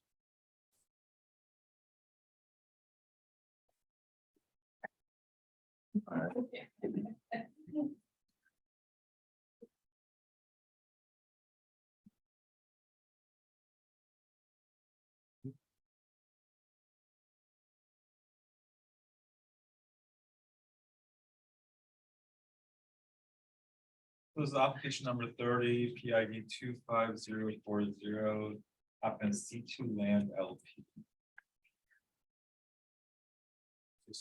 I have application 35. Where is the last page? It says 30 on here. This is 30 on both. Ah. This is the last one I'm looking at. Friedman. My paperwork got all discombobulated. Okay, 30, thank you. Thanks for getting me straight. Okay, I guess I'll, I got it. Pete, if you wanna, or Deb, you wanna go. Yeah, okay, so this is the Courtyard by Marriott North. It's located behind the mall, Hillsdale. They were requesting a reduction to 8,387,100. And the representative, tax representative had agreed with the use of the income approach. However, she was using 2022 operating data for the appeal and is asking us to use an average expense ratio for 2021, 2022. So we're using, for this assessment period, we're using 2021 income and expenses. So there was a difference there. And because of course, 2022 income and expenses weren't available for any properties at the time we did this. When we first did the internal review, it was based on the estimated income because we did not have actual statements. So after we received the 2021 actual operating data, we reduced the assessment from 12,974,200 to 10,866,600. That's a 2.107 million reduction. It's 150 key. It's constructed in 1988, so it's older. They do have a restaurant, pool, fitness room, meeting space. Their occupancy and ADR is about 51%, and about $122. If you look on page 3, we have all the assessment per room. You can see they're older and they fall at the bottom of the range of assessments for the Albemarle hotels, excluding the economy. Okay, so for the income analysis on page 5, we took the tax rep just to make it easier and put the assessor against it so that you could see what any differences there were.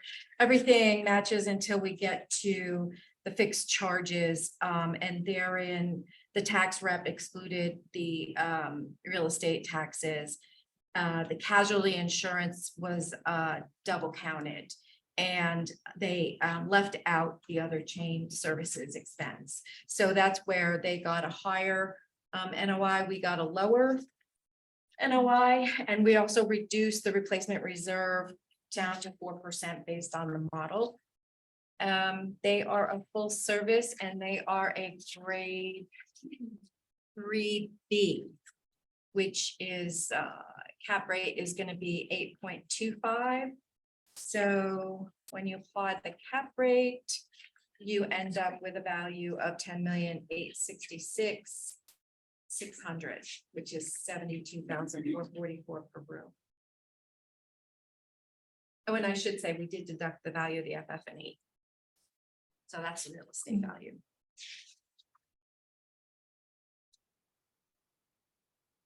And they look like they're using the same cap rate.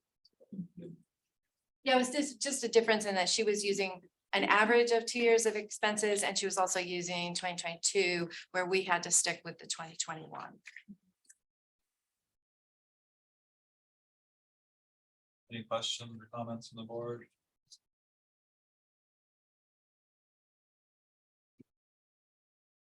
Not do a motion. Do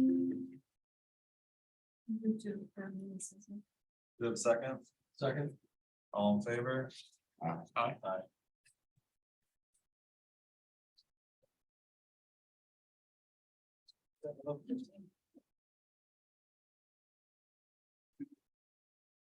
So I have a proposal for the board to consider if we have time. Just take us a few minutes. Sure. So when we had the conversation a couple of days ago, maybe that was Wednesday, where somebody that had raised questions, started Googling around about the powers of the Board of Equalization, figuring trying to decide what to do. And I noticed the piece of the code that says that we can issue subpoenas to compel the attendance of witnesses, or also to produce documents. And I wondered if there was an interest on the board in using that power to produce documents with respect to some of the more complicated commercial assessments where they've refused to produce operating data. I've heard from the assessor's office a number of times that they want the data. They think they can make better decisions with the data. I mean, it doesn't rise to like an inference against them, but like at a minimum, it's strange to me that they would not produce the operating data so that we could get an accurate assessment of how the property is performing. And it puts the board in the difficult position of having to hear that, you know, we got great management, or this property is not as profitable as you think, but then there's a missing piece of evidence that would be the first place you'd look to conclude whether or not that claim is accurate, right? So you know, the General Assembly decided that we could do it. I think it'd be of help to the assessors, but also be of help to us. I mean, some percentage of the time, I'd expect the assessors to look at it and say, well, there's something here that we didn't know or didn't see, and they might wish to adjust the assessment on their own, you know, to the benefit of the applicant or not. You know, given that the power was sort of expressly contemplated for the board, I wanted to raise it as something that we may want to consider doing in certain appeals, just to keep the administrative burden manageable. I don't think, you know, it'd be a lot of documents or on every case, but in some cases it could be helpful. I feel like most of the appeals, I don't know if we've had appeals where they're arguing it and don't give us the actuals. Do we have, I mean, it's usually what I've noticed is it's occasional. What I've noticed is like the DoubleTree, right? We were looking at that one. They didn't bring, the assessor's office was looking at estimates the last 2 years. They did bring actuals for this year. But when they did with the actuals for the last couple of years, their assessment was half of what it should have been. So, and I don't think we necessarily have the power to do it across the board, nor do I don't think we want to take it across the board. It's more for whoever's appealing to us, who's before us, right? So, I mean, let me read the code section here. It's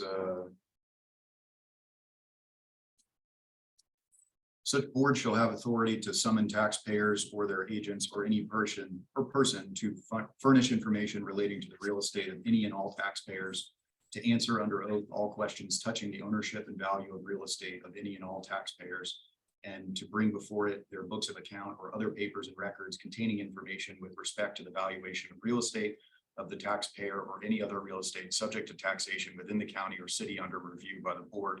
Such summons may be served in person or by registered mail.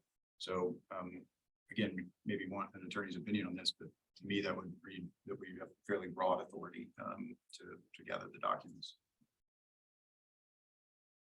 You could do it on a case by case basis, but on the other hand, if there is the presumption of correctness and the appellant doesn't supply the information, they haven't met that criteria. So I do feel that the onus is on them to provide the information, and you know, my gut feeling is that we shouldn't have to subpoena it. Yeah, I agree that if, you know, perfect, it'd be great if we had perfect information on both sides, right? Right, it would be That'd get the great, yeah. most efficient outcome. I guess the reason I'm raising it is, I understand that this approach has not been used historically. I imagine that some percentage of the time, there's things that Peter and his office would like to have that they don't bother asking us to subpoena because we just haven't done it.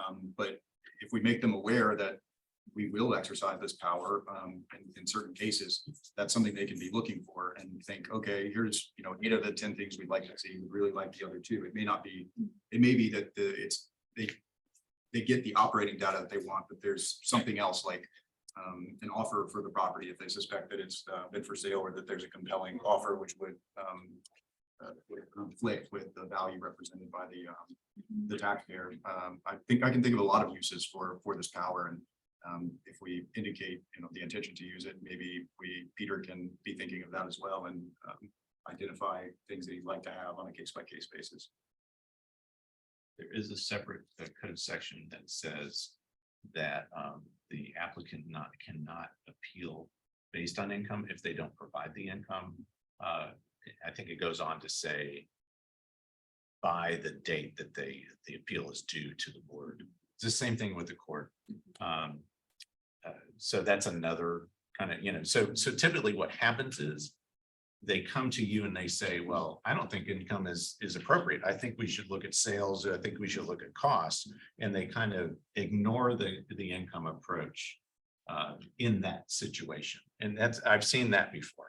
So it's not, they're not saying that, you know, we're appealing based on income, so I have to give it to you. I'm appealing based on something else. But it would be good in those situations to have it. And our guess normally is that the income, if they gave it to us, would result in a higher value, which is why they don't want to give it to us. It might just be in our letters, or when the Board of Equalization letters are going out, that it might just be some language to that effect, because it will be a case by case. I don't think we're not gonna do some blanket rule or anything else, but just like, just that the board has this power and may exercise it or something like You that. reserve the right to do Yeah. it or something. I mean, it's under our codes, the most, but it's just, it might be, I think for folks, most people are probably gonna be aware of it, but it just might be a good reminder. Okay. That it's there. That's something that I got obviously for next year, but. I almost take exception to that because it sounds threatening.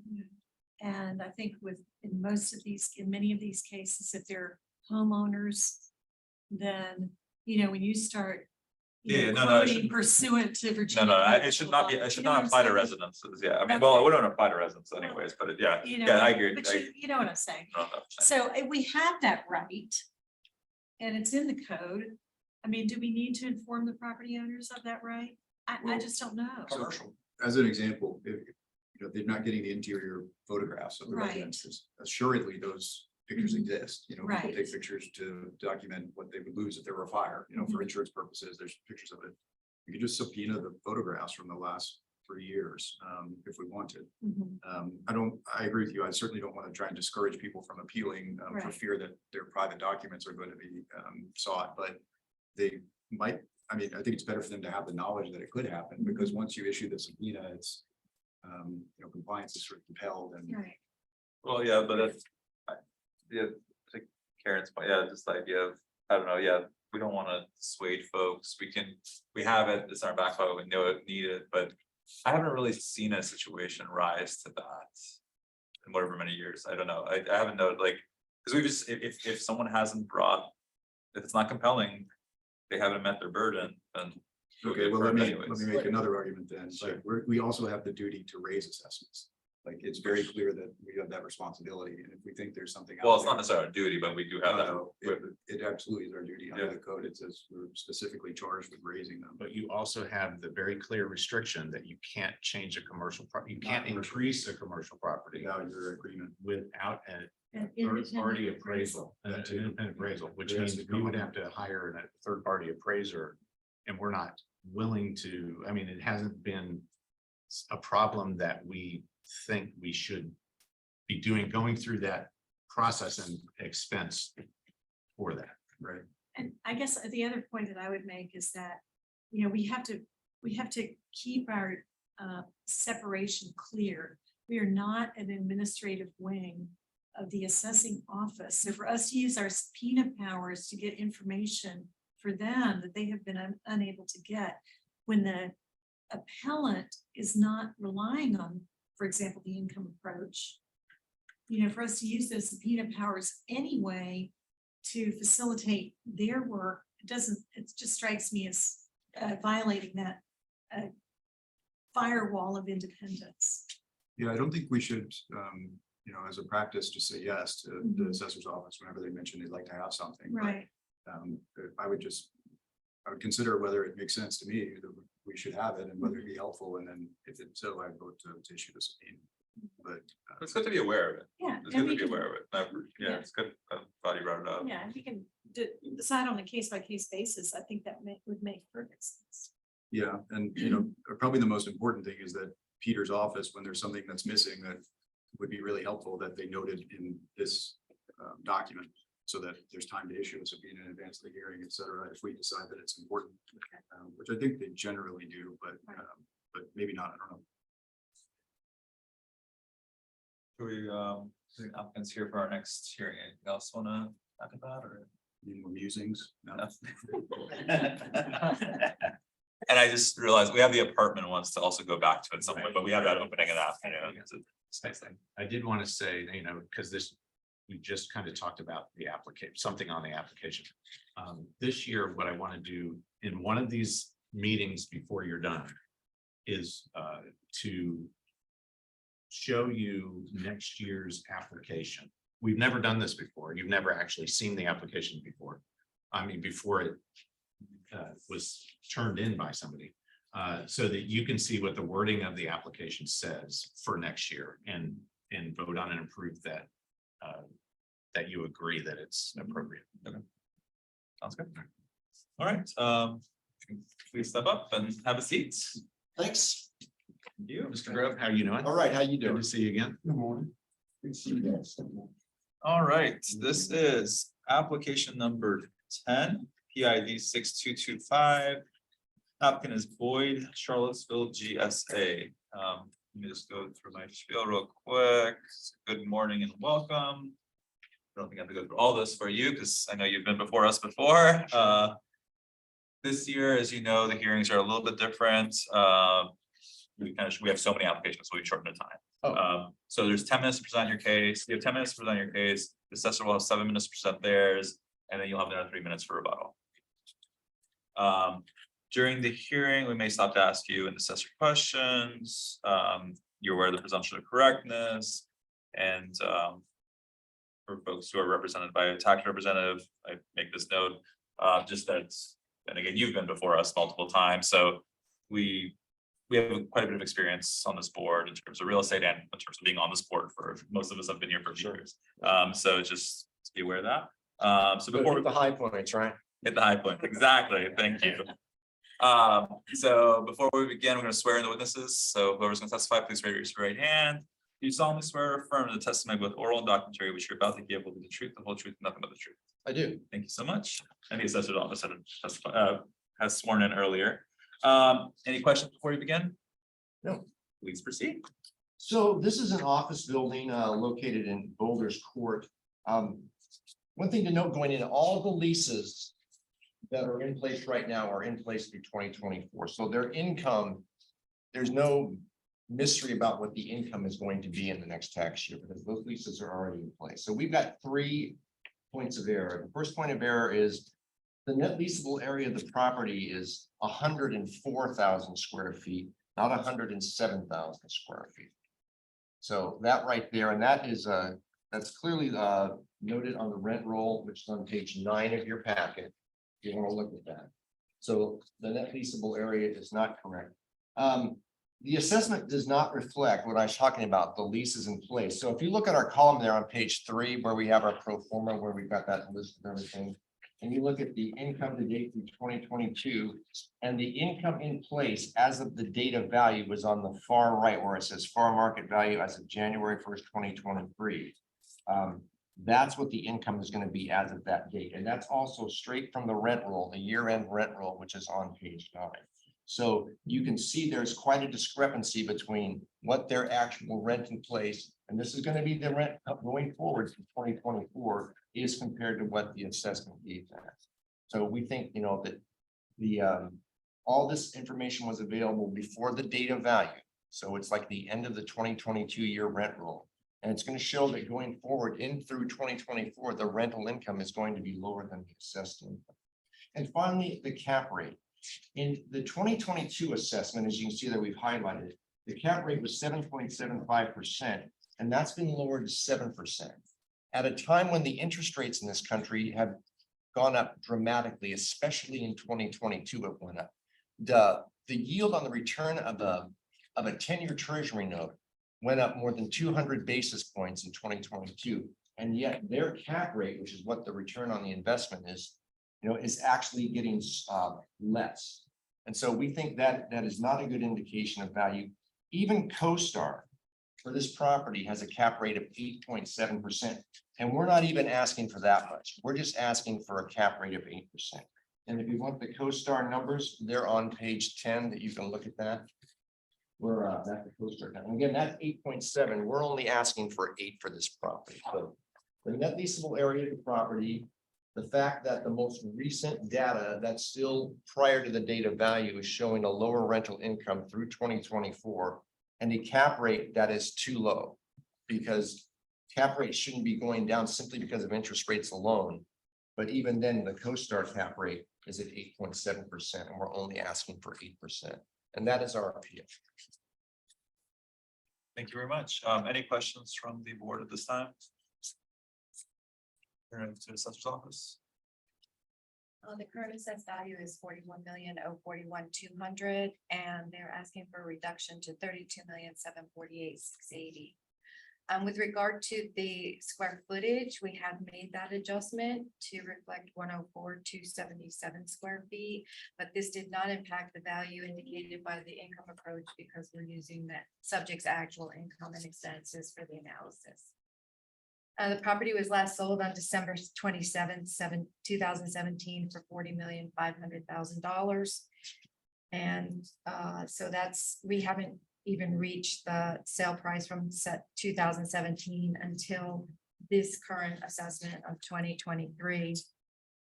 The building is 100% occupied by credit tenants. We're using the 2021 income and expenses for this assessment. 2022 income and expenses were not available for any properties when we in the market when we did the reassessment for this year. The pages 3 and 4 show the revised square footage, just for your information. We recognize that this property is a grade 1. The corresponding cap rate for this grade is 7%. We developed the cap rate schedule based on the National Suburban Office Market survey data, which ran from the third quarter of 2022 between 4.25 and 7.50 with an average of 5.97. Our regional sales analysis showed cap rates between 5.2 and 8.71 with an average of 7.15. So we do believe that the cap rate is of 7% is well supported. And I just want to add, this is about as prime as you get in Albemarle County, right there at NJ. other than NJIC, which is of course owned by the federal government.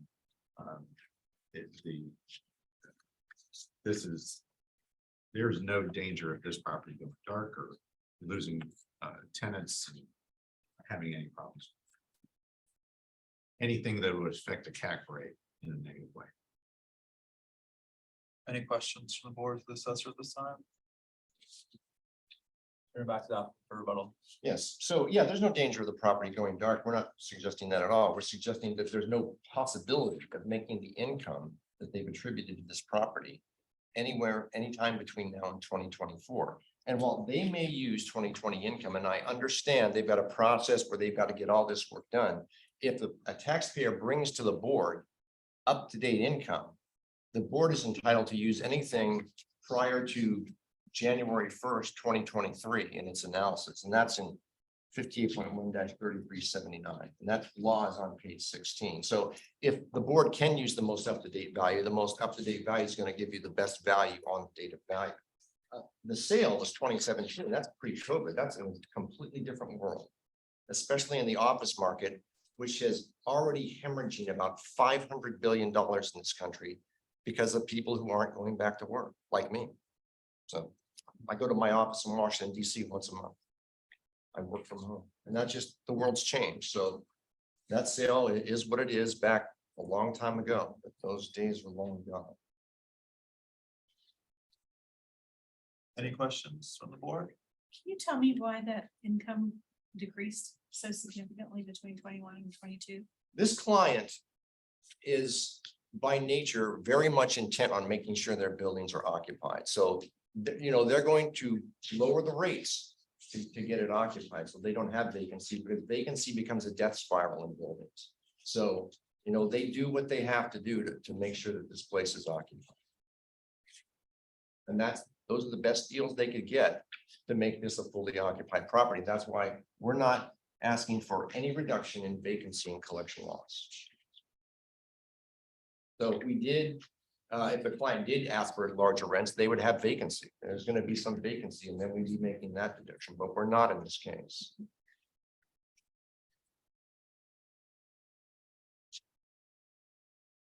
Is there a breakdown of leases in here? There's a rent roll. There's rent roll. The rent roll is on the side.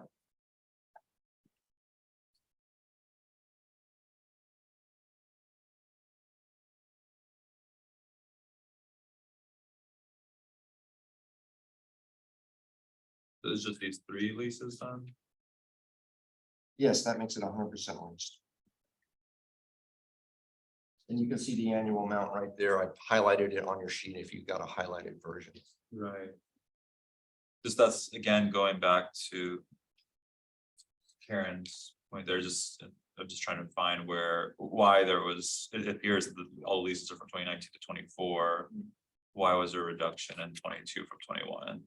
One of the leases is 2022, and that is one of the lesser leases. So you've got that, and it's how this property manager keeps the properties occupied. And that's why we don't take a deduction for vacancy and collection, because if they did charge higher rates, there would be some vacancy of this property.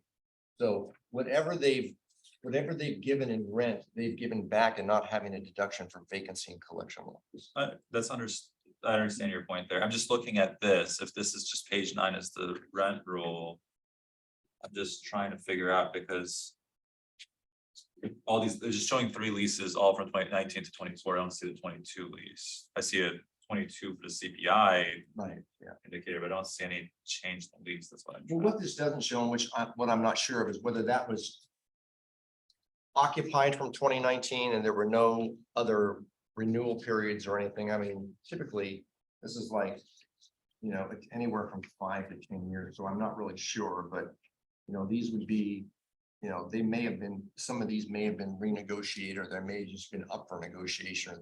There's a lot of short-term leasing in the office market.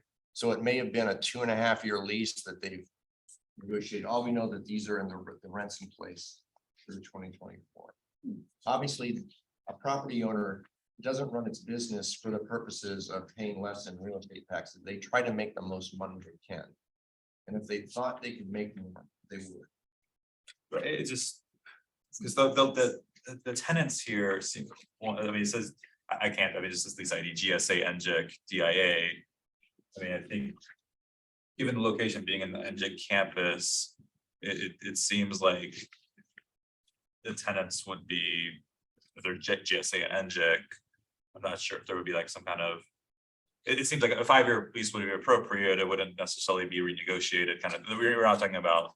A private party, there's a government entity, I'm just, all it is was trying to, yeah, I'm just trying to see why it's. went Point down. taken, but I would say that those leases represent market rent. I mean, No, again, understand, it just doesn't, why is from 21, why did it go down to 22? It might just be that was a lease, but we don't have it in front, that's the thing that just doesn't calculate, why is 21 and 22 different if there's a 5-year lease? Yeah, these are base leases, so how would they go down? I mean, it's hard to understand, where did this income from 2021 come from? These are the base leases, there has to be some additional income in there. I mean, those are your actual those are the actual actuals from 2021. Sure. That's just that.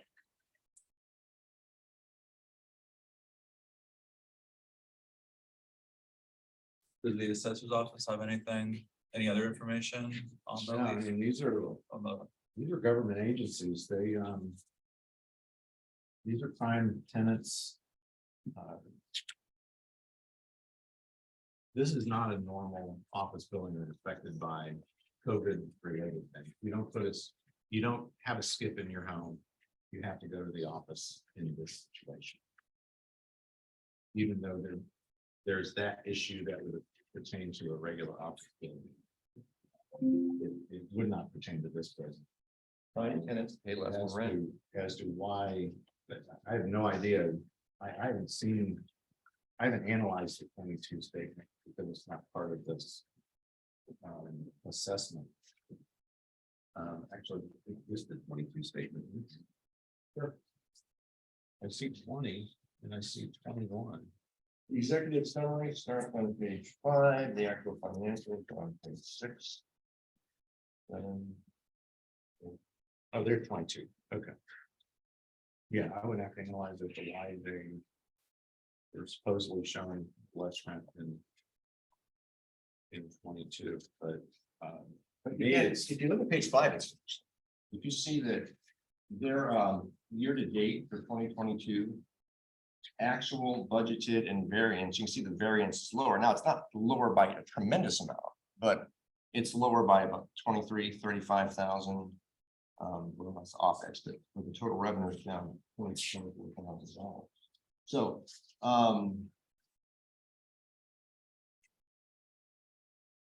the reduction on page 3, the reduction in rent went from, or the income, I guess, which is rent, went down $300,000. actual income, well, that's what.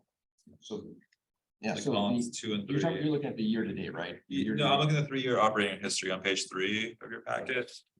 So you have 3.474 as your income in 21, but in 22 is 3.178, so almost $300,000 less. Yeah, I mean, the only way I could answer that definitively, it's like. I would have to actually read into the leases and see if there are certain charges or something that don't apply. It could be that, expenses have done something else that triggers something else in the lease. Okay. All I know is that these are based on the leases in place. Does anyone have any other questions?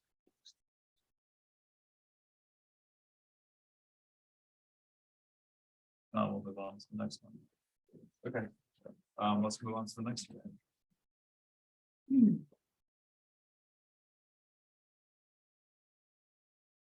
Application number 11, PID 4740, property applicants Target Corporation. Please receive when you're ready. So I want to touch on something you guys were talking about before we did the meeting about, what is the standard? What are we here that we're supposed to prove? And one of the things that we're supposed to prove is that there's been some mistake in generally accepted appraisal practices. In other words, in this case, the mistake would, and the code specifically, and this is the same code section 33.79 is, some violation of the generally appraisal practices and standards as promulgated by the International Association of Assessing Officers. So on page 5, we have those standards. See that right there. And if you turn the page to page 6.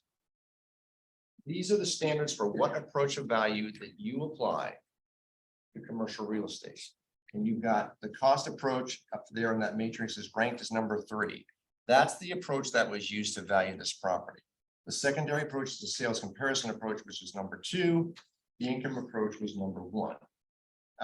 So right there is the area. You do not value commercial real estate under most circumstances using the income approach unless there is no income data available. But we have provided income data, if you look on our page 3, to value this using the income approach.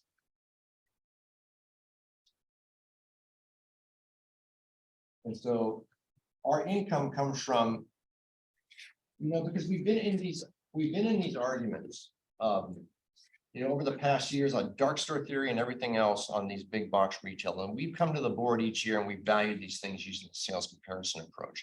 Because the idea was, well, there is definitely sales data, but we haven't prevailed on that. So what we've done is said, okay, let's use this, let's value this using the income approach.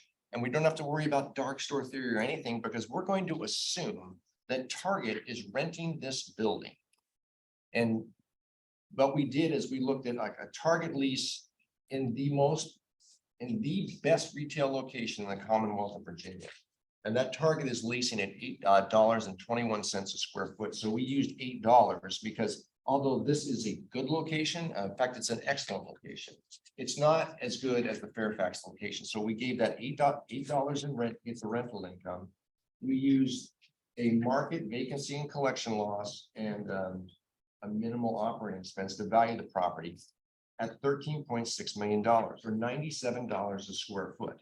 It's being assessed using the cost approach at $15.7 million. And that's at $112 a square foot.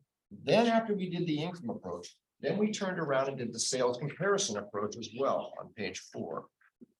And we looked at, and these are all the sales of the recent sales of owner occupied stores in the Commonwealth of Virginia over 90,000 square feet.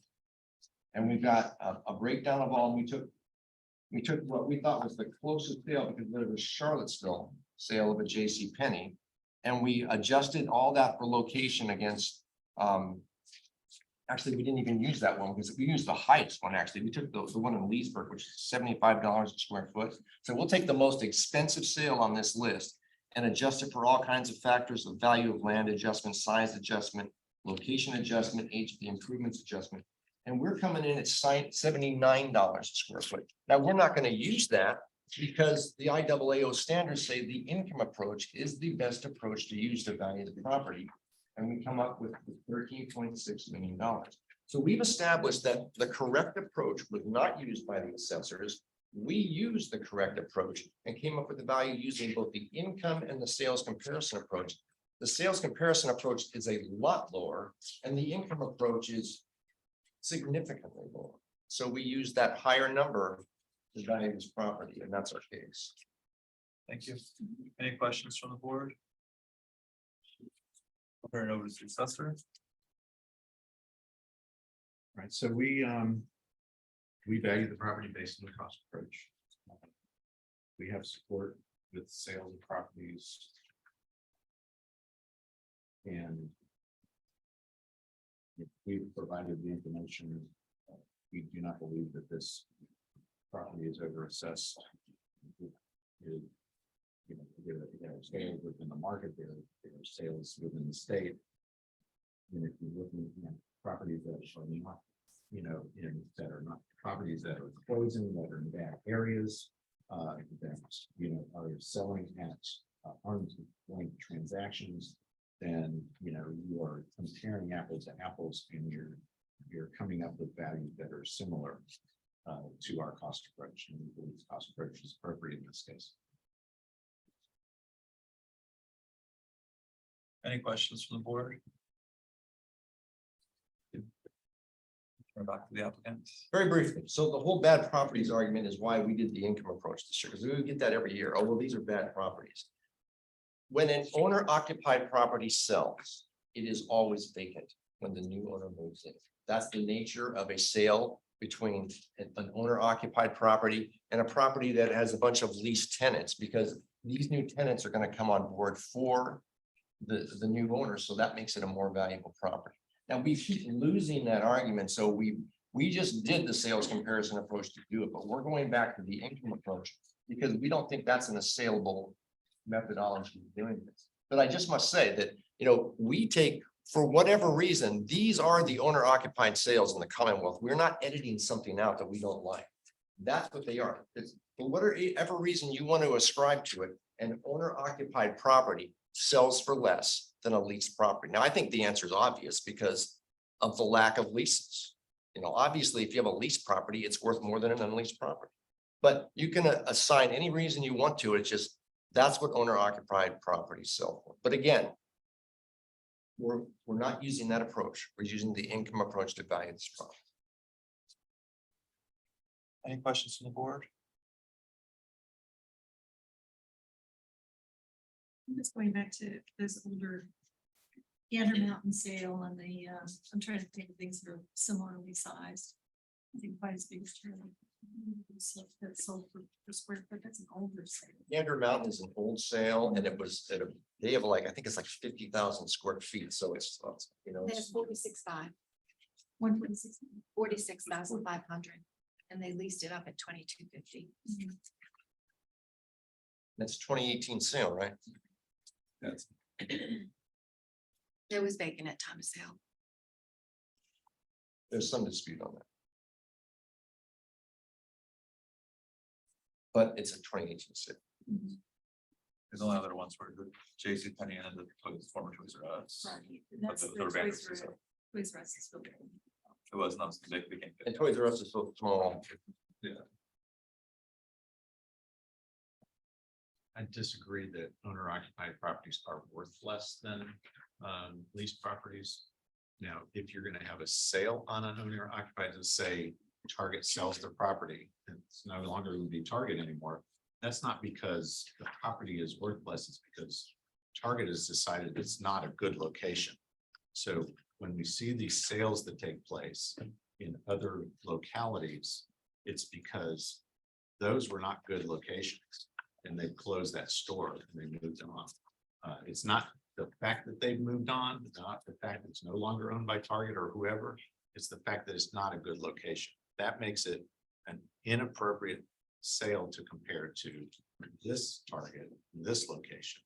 And that issue relates to all approaches to value, not just to the sales comparison. If you're comparing cap rates that are based on those types of sales where they might turn into a lease, it's still a bad location. And looking at a property's cap rate with those types of differences is not appropriate, or rents that would be the other end of that. I just want to make sure.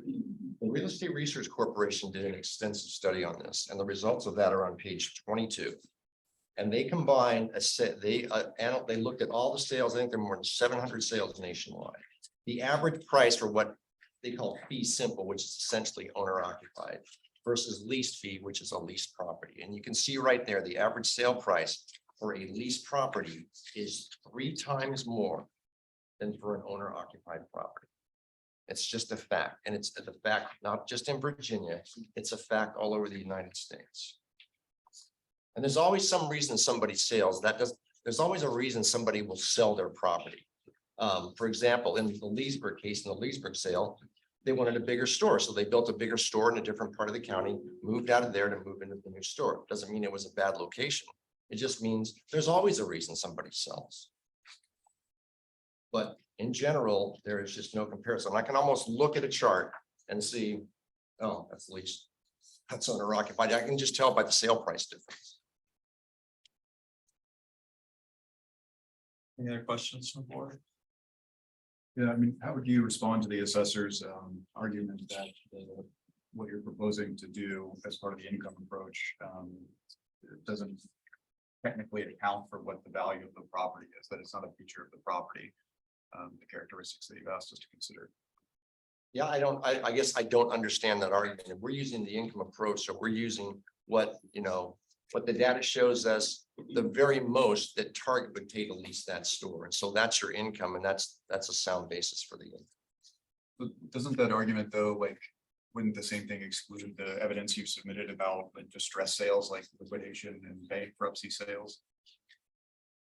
Well, no, because we're not comparing it to a distressed location. We're giving it the rental rate of a profitable Target that exists right now in Fairfax County in probably the single best retail location in the Commonwealth of Virginia.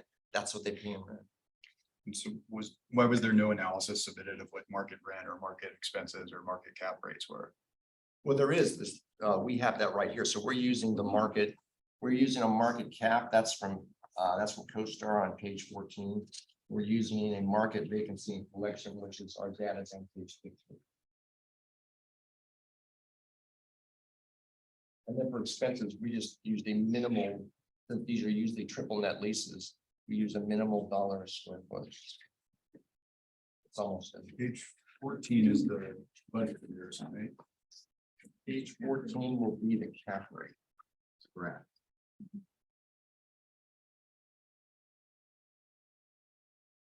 Good, just- Okay, sorry about that. I wonder why I got off the. Okay, And that's the market data here in Charlottesville. It's not some national data. Remember what that is market data of. Market, You that's, can't tell from this graph. I don't know what that's, well, neighborhood centers or. Relative neighborhood centers. the orange line is yours in color. Yes. So you can see the orange line, that's Charlottesville Neighborhood Center. And you can see it, you can just trace it down to the data value. so where did you prepare this graph or did it come from a publication? It comes from CoStar. Yes. I just took it off CoStar. Put it in there.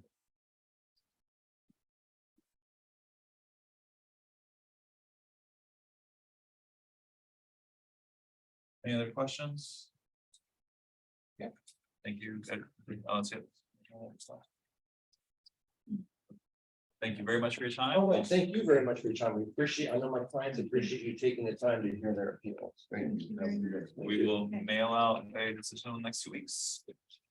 All right, have a nice weekend. Thanks, you too. Have a nice Take weekend. care. Every weekend.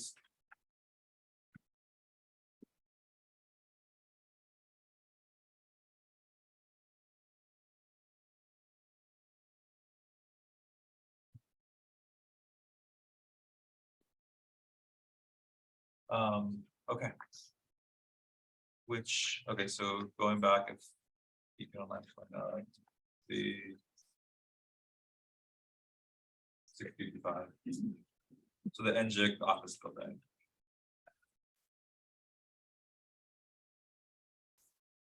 The income doesn't make Makes sense. sense. And I think if we had the lease, could have provided us a copy of the lease or something that doesn't make any sense to, if your rent roll is that page and it's only 3 tenants. Why all of a sudden you're getting $300,000 a year less? Yeah, it doesn't make any sense. And these are those audited, was that an audited 2022? No, Doesn't look like it. I don't I think don't so. see any. You don't have to lease. we don't have any of the leases No. now. So we don't know renewals or. The 21. But 21 it's- you're using actually. for 21, Yes, right? yes, we are. And everyone else we're using 21s. We have the options based on his thing he gave us, we have the option to do it. We don't have an audited statement, doesn't make sense on that ground, so.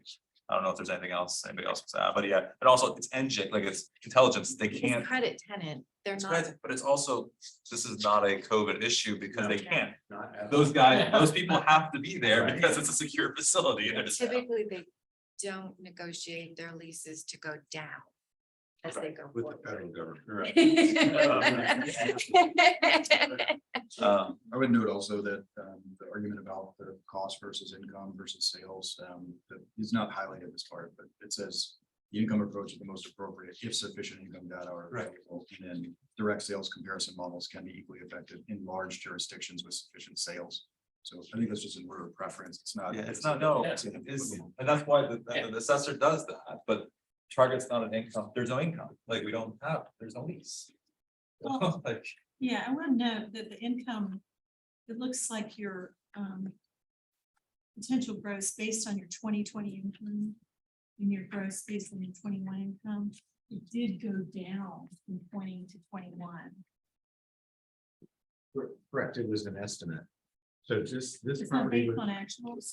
Here, I mean, this. you're talking about the office building, right? Yeah, Yeah, so we had, Wendellwood would never share any information with us on this property. Okay. And the new owners until now never shared any information with us. So that on the was property. estimated. so 20, but 21 is actual. 21 is actual, so What that we're was the using- very first time we've Okay. actually had access Wow. on this building. okay, so 10 anything prior to years. that was just estimated. It's all Right, estimate, correct. right, and before Wendellwood sold it, they were way too low estimates. That is so strange. I mean. If he could explain to us why the income went down so significantly, or what the difference is between 20 and 22, I'd be willing to consider it, but he doesn't know either. No, we didn't have that. Sure. Yeah, so That doesn't make sense. it makes no sense. Okay, do we have a motion?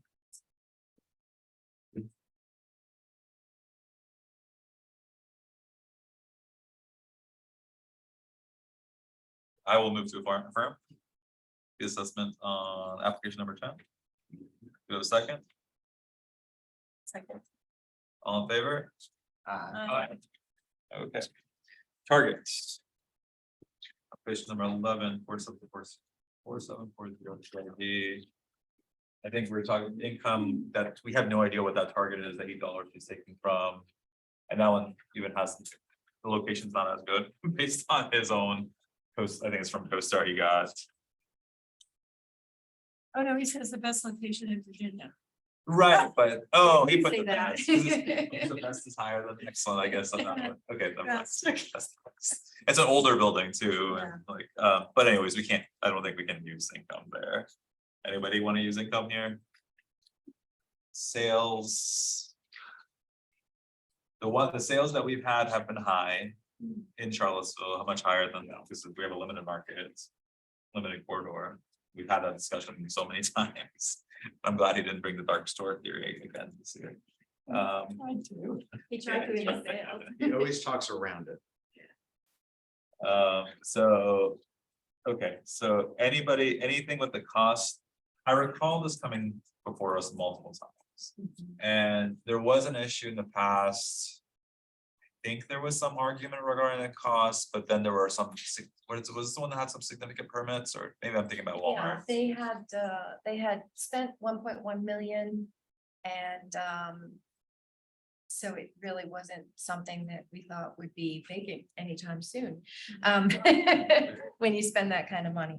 So that was in 2019, and then in 2021, they spent another $141,000 for Okay. roof. But we do have the effective age equal, we're just slightly. 2 different, years, 2 2 years, difference. because I mean, we don't have a huge difference in the Effective age. to the actual age. And that goes with those terms, that makes sense. Anybody have any other thoughts on the evaluation of this one?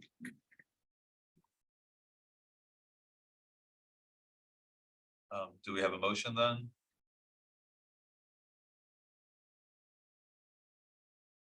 I'll move to affirm the assessment of 15,701,300. Do we have a second?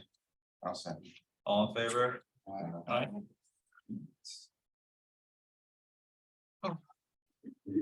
Do we want? Yeah, that's what I was thinking. Should we go ahead and do those departments? Do you have those materials for us? Which day did you want to start with? Would you start with the first day? Yeah. Okay. Mr. Assange, I'm assuming you want to say this is application number, we'll reconsider. Right.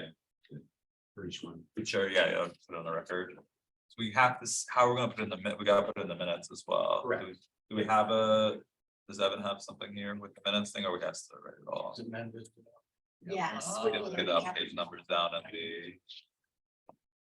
and So these are from July. 6. so I do have the application numbers. Oh, yeah, it's for the minutes there, okay. So, all right, I don't. Okay, yeah, the application number in the corner there. Okay, so.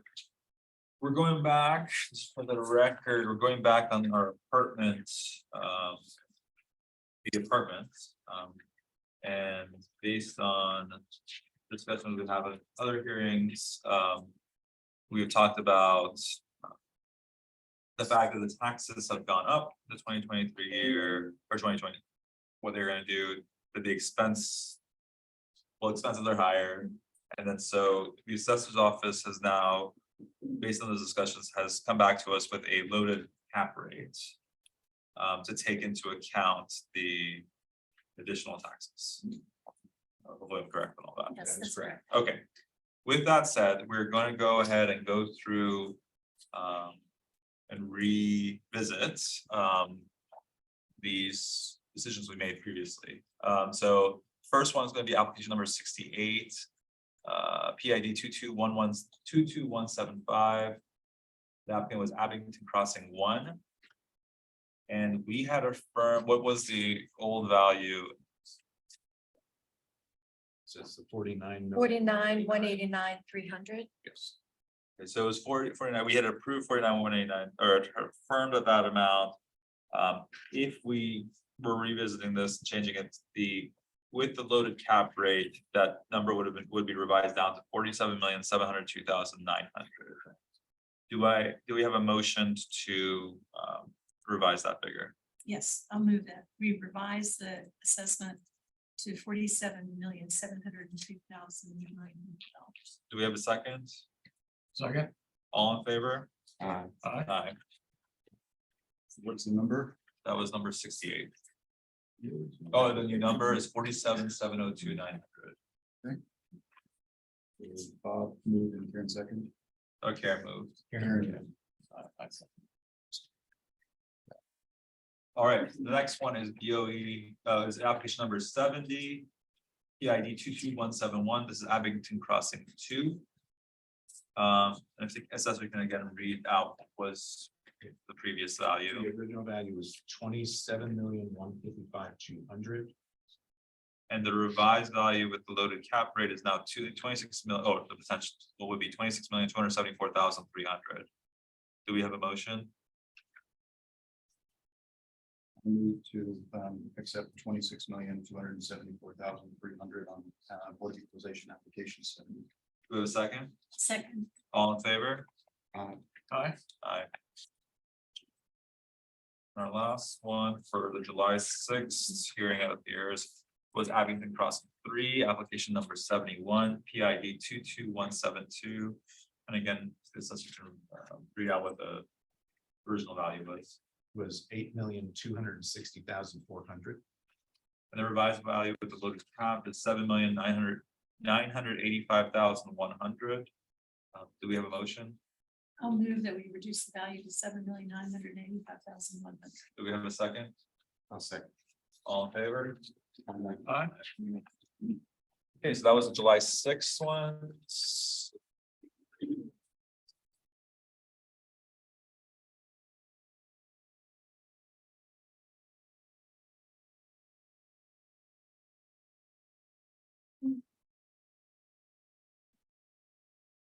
How's this gonna affect your ability to, you gonna change the cap rates on every apartment? We are Down tomorrow? going to change the way we're doing this part of it Right. for every apartment for next year. There are two ways you can do it. Yeah. And these are the two ways. I've only run into this problem a couple of times on individual properties because of specific issues, not for something that is across the board. All right, next one, these are now the July 7th hearings. The next one's BOE application number 15, PID 23538. The apartment name is Stonefield Commons. What was the original value there? So I believe this is the one that Mrs. Pape had originally used as a sample example. And I think we came up with almost exactly the same difference. So 79,434,100. And the revised value with the loaded cap rate would be 76,610,200. Before we do this one, it does show this was an estimate. We're still. Do we have an estimate? No, this one was based on actuals. This is actual. So that number is actual. So on the top it says estimates. I just want to make sure. Oh, you're right. It does say that. That's. Because we got them late. That doesn't affect anything in the value. Okay, because we talked about the estimates might have already. taken that. Yeah. Okay. All right, so do we have a motion on Stonefield Commons? I move that we reduce the value to 76,610,200. Do we have a second? Second. Wait 2 seconds. All in favor? Aye. Okay. Next one is BOE application number 16, PID 4761, apartment name Berkmar Landing. Gonna be asked the assessor's office to give me the, well, this one's an So estimate. This is actually an estimate, so I'm asking you whether you want to do anything on this one or not. That we use 37% before reserves. And that was the same percentage we used on the other property we had talked about. That's the same as we, yeah, for the estimates, you're using Oh, that, yes, that's it. yeah. So does anybody want, we don't have to make any motion on this one necessarily, it's just a matter of if we want to make any changes to this one.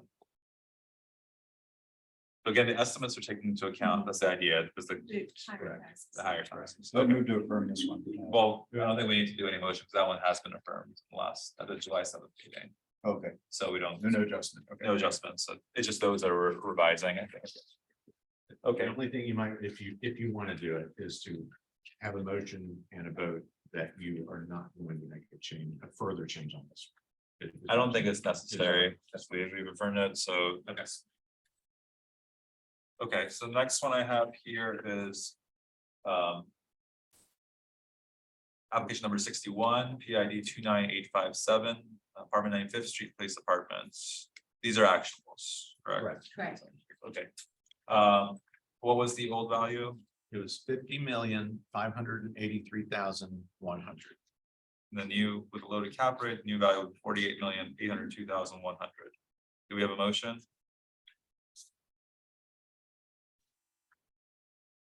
I'll move to reduce the assessment on Board of Equalization application 61 to $48,802,100.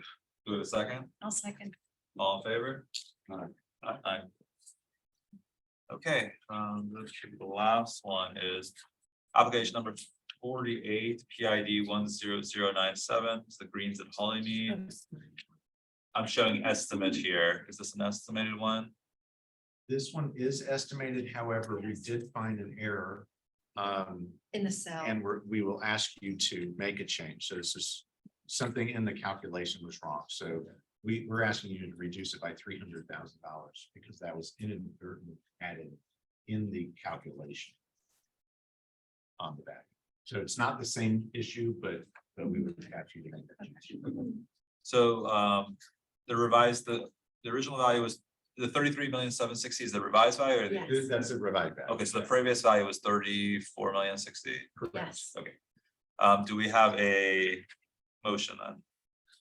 I'll move that we reduce the value of PID 10097 to 33,760,000. Do we have a second? Second. All in favor? Aye. Aye. All right, do we have another batch? Is that everything?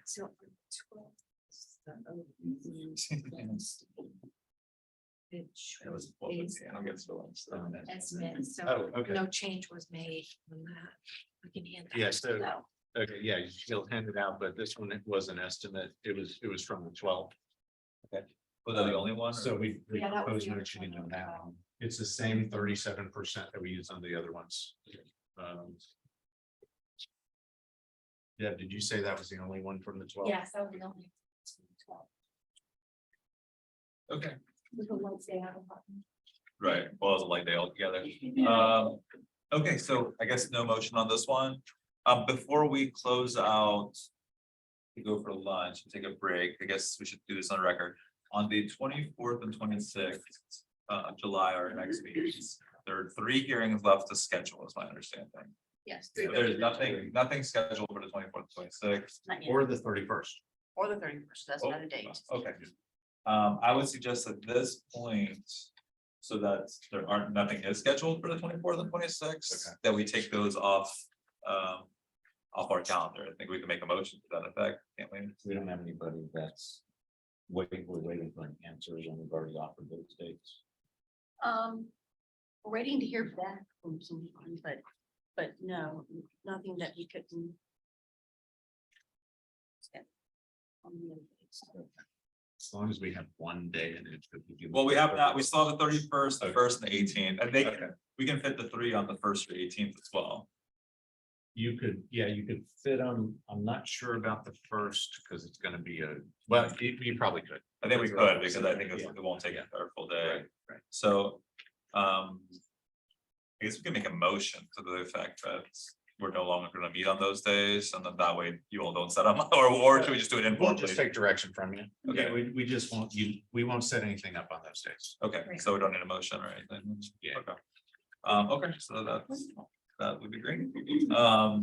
Okay, so I think we can adjourn for lunch then. Lunch is here. Okay. Just wanna make sure our meeting is the 31st.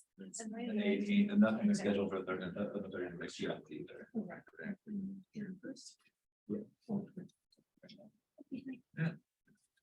24th and the 26th.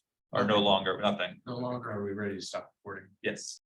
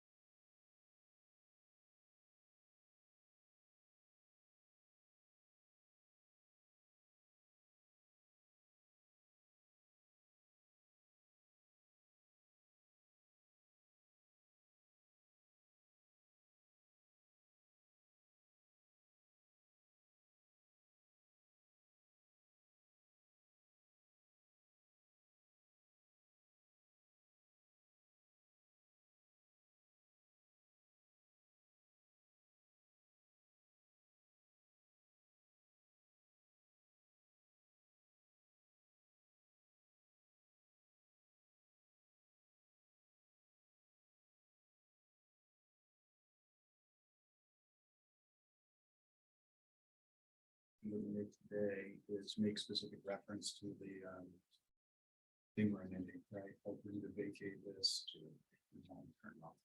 In the minutes. Yeah. Otherwise you get two sessions up there. I think we have to just say it's a motion to revise. Revise would be okay. Yeah. Motion to revise our previous. Termination. Or look fine to me on July 12th. Yes. Okay, do we have a motion to approve the minutes for July 12th? Almost, we approved the minutes from July 12th. Do we have a second? Second. All in favor? Aye. Okay, thank you. I need to take a break for a minute, but then I will go find out about the change to the sixth and where the seventh are. Okay, so we have, so 3:45 is the next one. I would suggest we take a break until 3:30, I guess. Great. 40. I think in case they're here, I don't mind starting at 3:30 because then we'll get through these two and we'll be done earlier in the day. Okay, so we'll get back at 3:30. Be back at 3:30. I'm gonna head out. So we're gonna, Pause.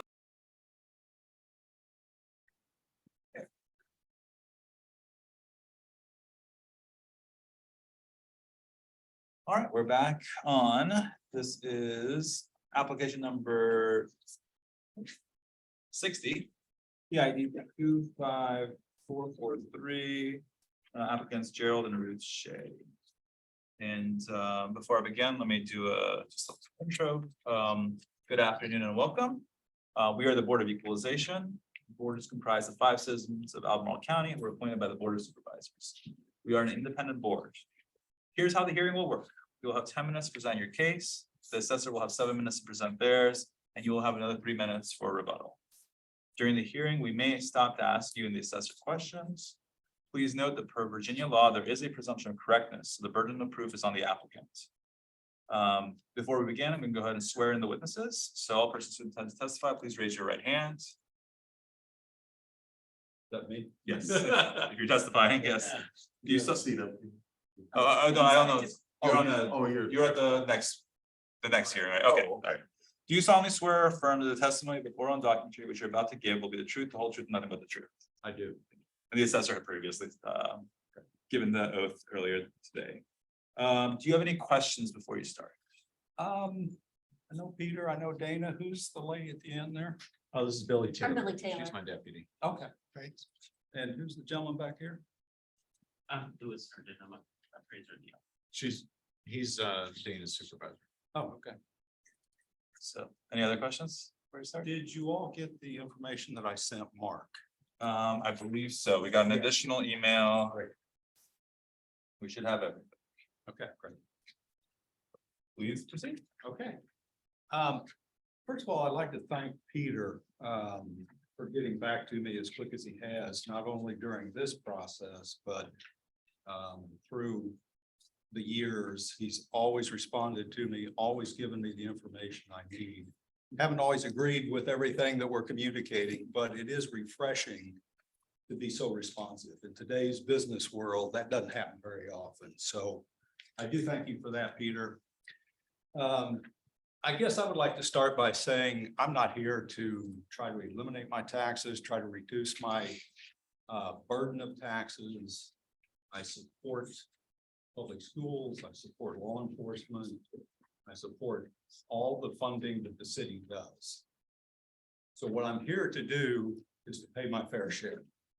And I think I've paid a little bit too much over and above what the average has been in Albemarle County for the past 2 years.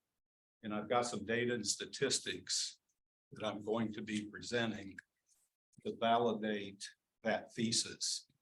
For the past 2 years, my assessment has increased 40.7% on an average of 21.9%. As you can see, this year in 2023, my increase has been 26.2% based on the average of 9.5%. No, excuse me, 12.4%. Correct, Peter? That's the information you sent me. I just want to make sure we're all correct. That would have been just the residential. Right, well, that's what my house is, right? Okay. So as you can see, I'm paying 111% more than twice what the average assessment is this year. And I paid higher last year, so when you put the two together, I feel like I'm paying far more than what my fair share is. If you look at the total county appraisals for 2022, and I know we're not talking about 2022, but I'm doing this to put this in context so you can feel the pain that I feel over 2 years. I was in the top 9.5% of the total county homes as far as the percentage assessment.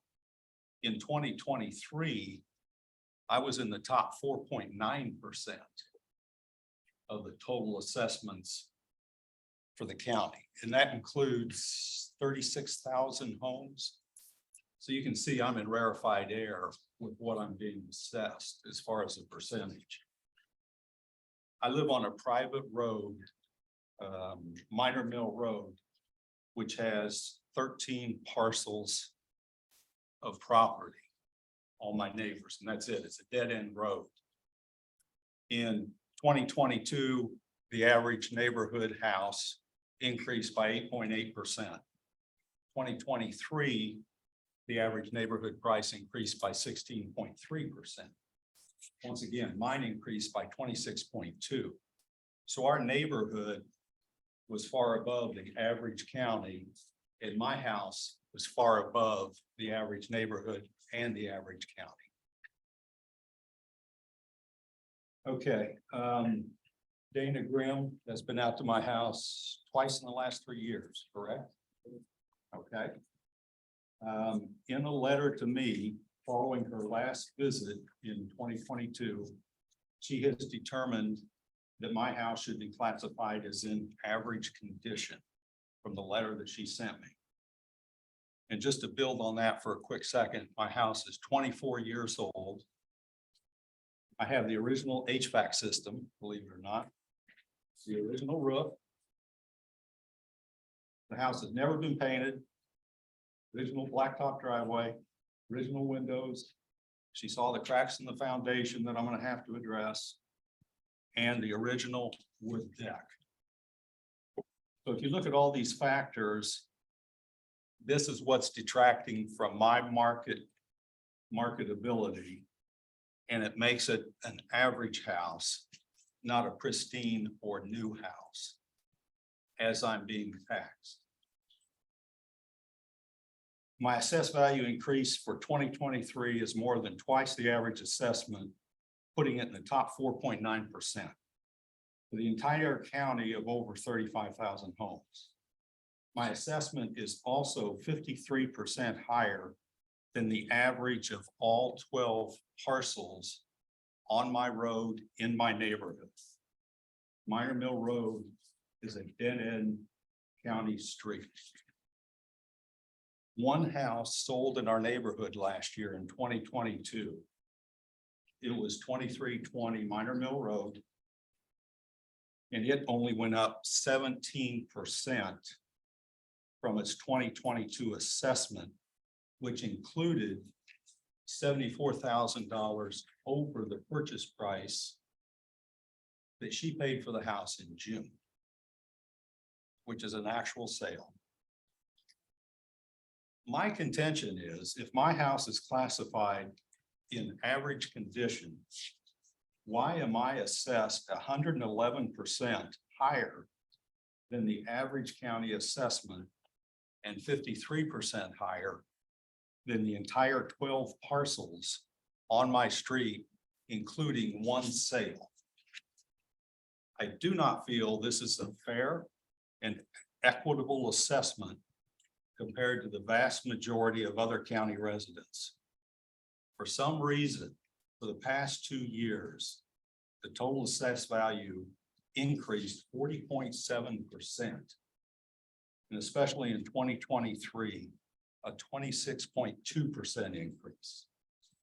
I have been singled out to continually be unreasonably assessed.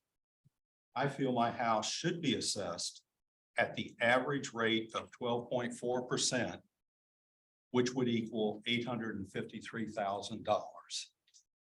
My house was deemed average by the tax assessor.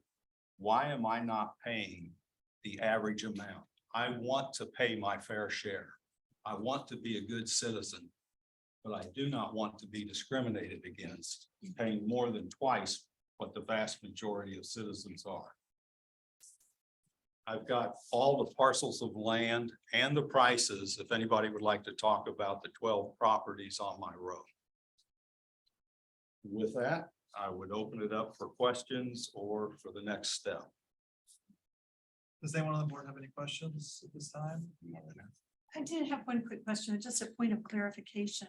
When you say it's, your house has been put in the top 4.9% increases, does that mean you're saying that your house is in the top 4.9 of assessments or increases?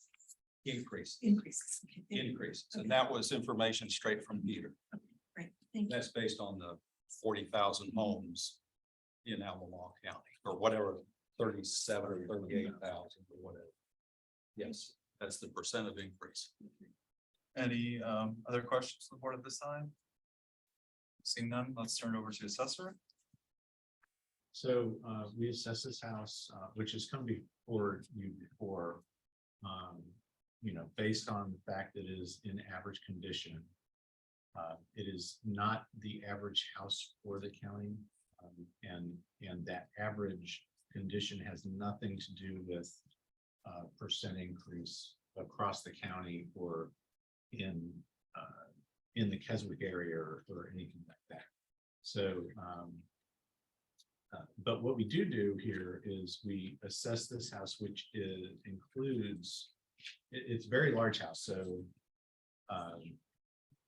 one of the reasons why it is more valuable than the other houses on the street is because it's 4,842 square feet above grade. And that in and of itself is, makes it, pretty valuable. It's a B+1 graded house. We don't feel there's anything here that's over graded or over determined on the description of the property. Like as Mr. Shea said, Dana's been out there several times. Our description is very good. What we do actually do, which is unusual, is we reduce this house. And I say unusual, not every house is reduced based on its size. But this one, because of its 4,800 square feet, we reduce it 15%. That also is because, not just because of the size, but because there's an area of the second floor that is a little bit reduced utility. And I think it's a playroom or something like that. Yes, it was a storage. Yeah. And it's finished, but it's just not got the same utility as the rest of the house. So we reduce the value by 15% for that. We also reduce the improvements by 5%. And I think this was actually put on during a board hearing a couple years ago. So this is a property on the map. It was because of the view of this property on the corner and on this edge of the property that the 5% was added. 5% reduction was added. So we are, I believe, addressing all the issues on this property. I don't think it's over assessed. I think it's a large house. It's a very nice house. It's average for a house built 24 years ago, and that's exactly what average means. It doesn't have, it's not falling apart. It's very serviceable, even though it has original equipment. That original equipment works. There's nothing Mr. Shea has said that is an indication of it being in fair or poor quality or anything like that. And that is exactly what average condition means. And I just reiterate that it doesn't mean that you get the average increase for the for the county. So we have certainly seen where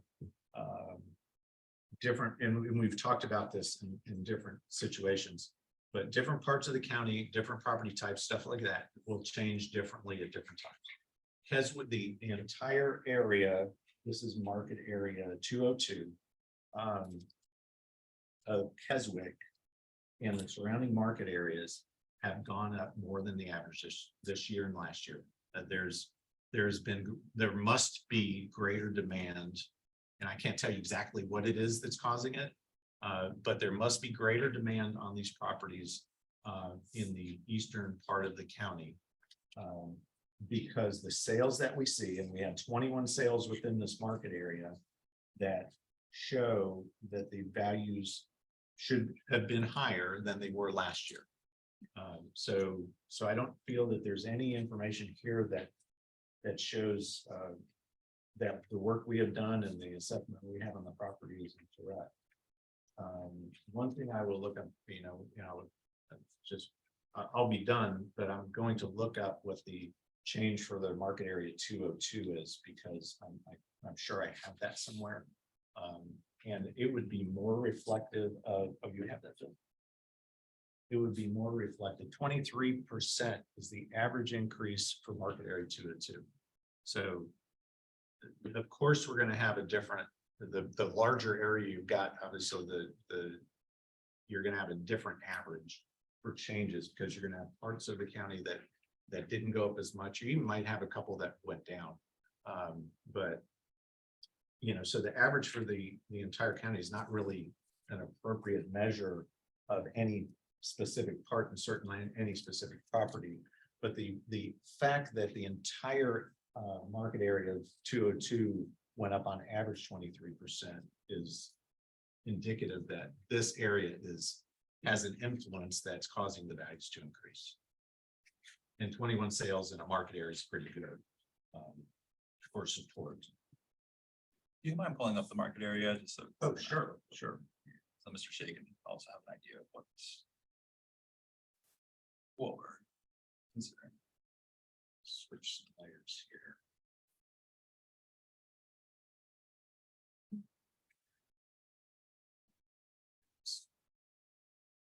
Okay, so it's this section. Okay. So Mr. Shea, before you go ahead, so I just want to make sure you understand what the assessor's office is talking about here with the 23%. I don't. Okay, I so don't you know what that is. So you see the blue, so what the assessor's office does is they have neighborhoods. So they're not taking all of Albemarle County and saying, okay, all of Albemarle County went up 10%, everybody across the board gets 10%. They do it based on neighborhoods. And in the rural, as you can see, there's some there's some smaller ones to the left. Those are based on individual neighborhoods. Like you'll see maybe like the lower Forest Lakes, whatever else is up there on the left side. Okay. These larger areas are the rural areas, which they just take into consideration. There's some kind of similarity that they put in there. And they can probably better explain this, but I'm just trying to help kind of. Well, then how do you understand. explain that my neighborhood has only gone up? So what they won't do is they won't take your street in a rural area. They're not going to take your street as a neighborhood. What they're doing is that whole blue section where your house is kind of in the middle there. You see there's a blue outline, that's your property. They're saying that all of that that they're considering that one neighborhood for their tax assessment purposes went up about 23%. So which is around how much yours went up last year. The other thing I want to add before you do your rebuttal is when we're looking at this, while we do take into consideration increase over the past year, what's more important for us is an argument to the effect of, hey, they're valuing you, because we're not looking at past years, we're looking at this year. And there's a valuation of $957,700, which the assessor has assessed your property at this year. Is that incorrect? Why is it incorrect? And kind of the reasons for that is kind of I'm just trying to put in a sense of, in your rebuttal, if you have additional information, you've provided us with a lot of information, which we will all consider, and there's going to be probably more questions from the board, but just in an attempt to help out, I'm just trying to go through all this where that's kind of our job is to go in and see, okay, this is the value this year is 957,500 is what the assessor is presenting to us. They may have been wrong last year, they may have been right, whatever it is. That's not something for us to consider, it's this year. So to the extent you think 957,700 is wrong, let us know why. Like you're saying, the condition, you've given some information regarding that. If there's any sales in the neighborhood, which you've given at least one. So I'll turn it back over to you, and there might be other questions from the board, but as you're doing your rebuttal, it may be helpful to give us some additional information on that part if there's anything else you want to add.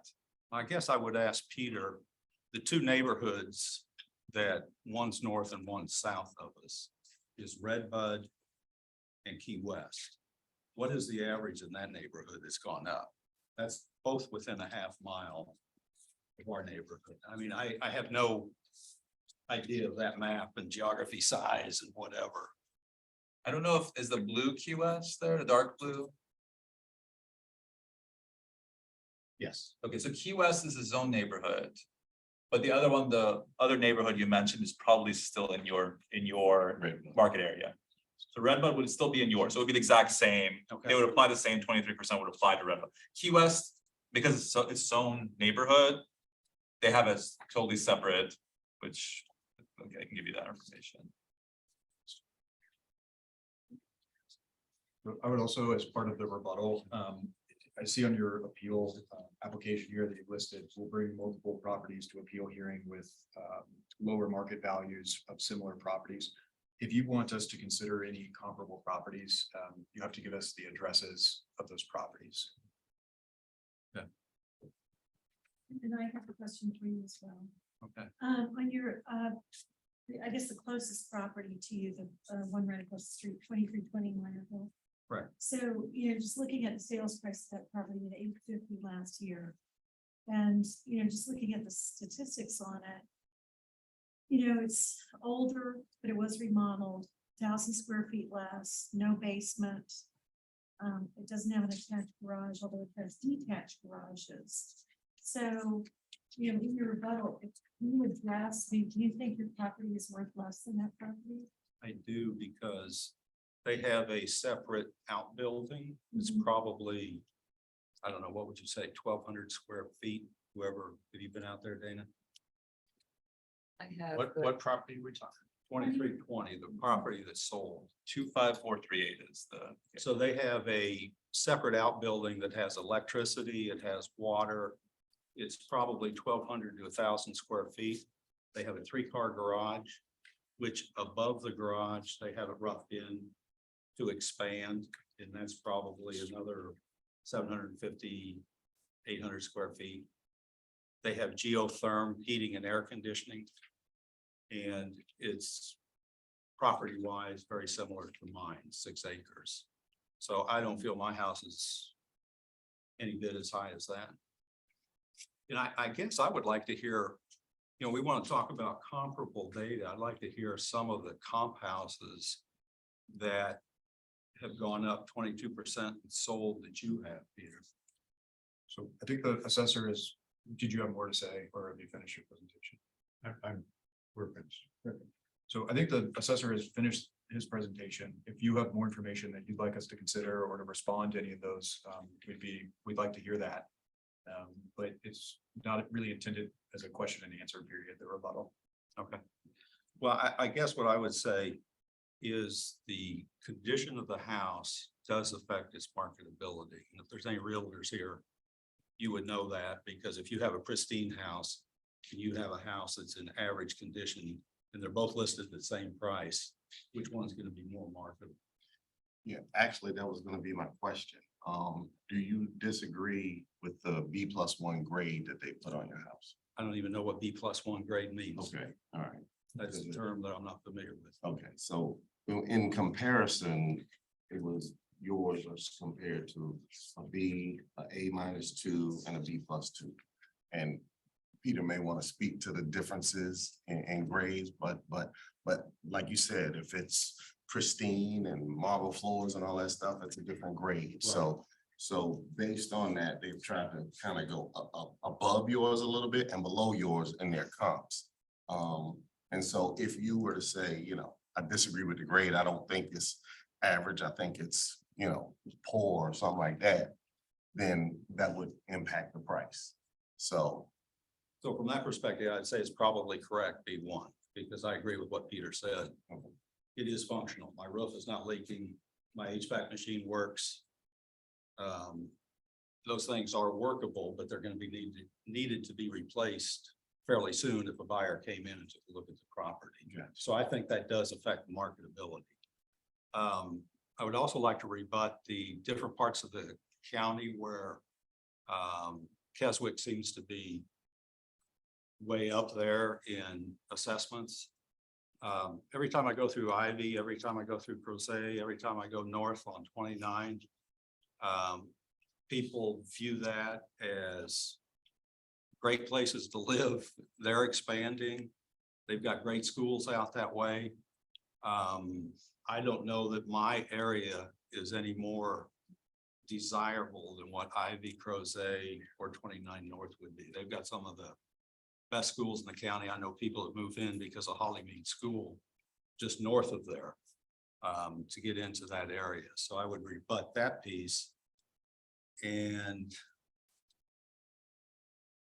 which would go along with the 202 averages, since I haven't heard any comp sales. You've put that in a big average for me, but I don't know of any houses in that area that have sold that would justify that kind of an increase. I haven't seen any.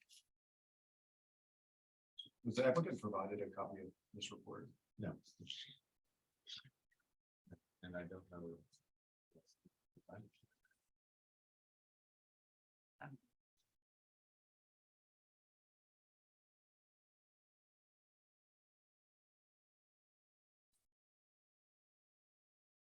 Assuming the sales were provided, did we provide you the sales for the market area?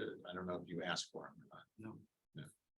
No. You gave me the information on the averages, and I pulled this up. Yeah, you in our specifically neighborhood. asked for those. Right. Yeah. Because I wanted to see how I compared and what percentile I was in.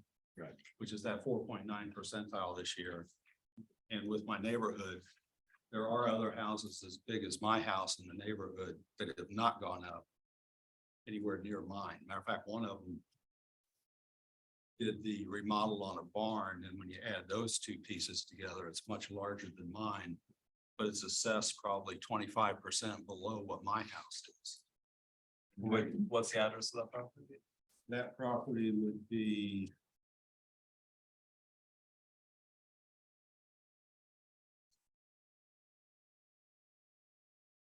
it's at the front of the addition. It's the Caradino House, 2420 Minor Mill Road.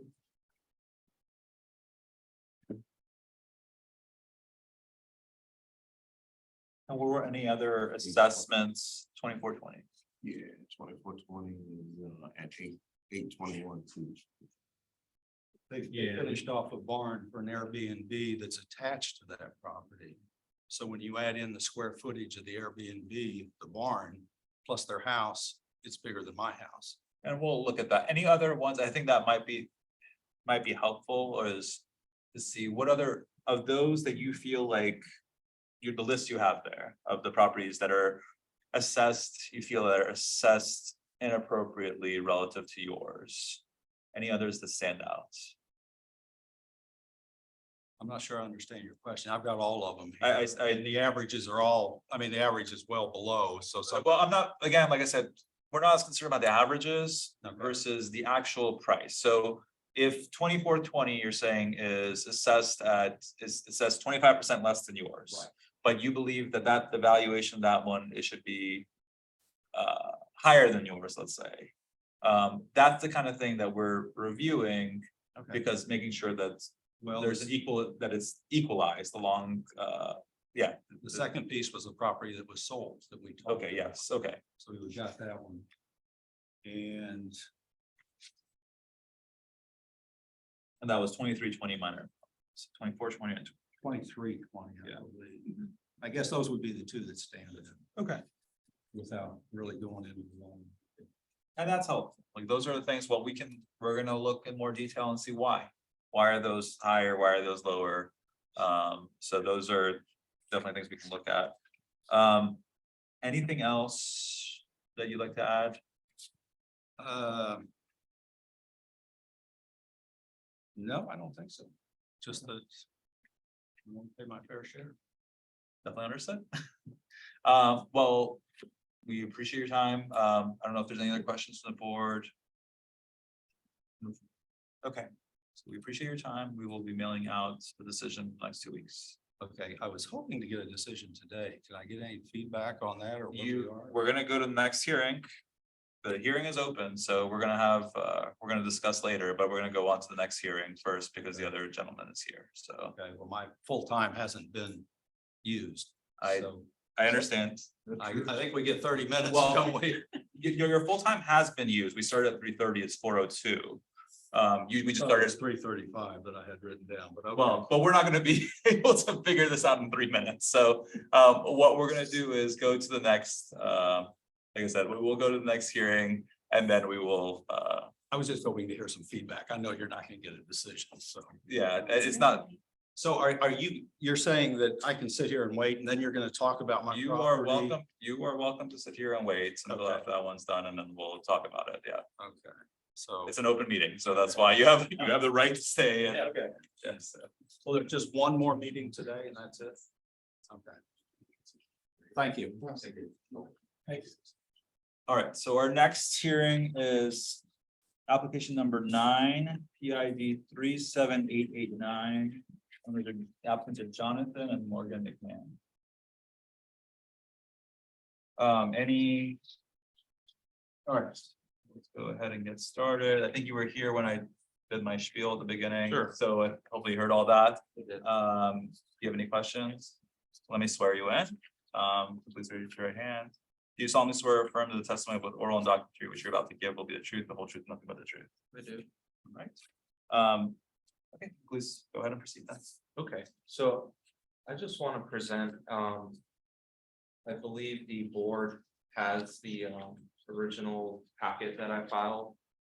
So I presented a couple of different comps. So essentially, my argument is this.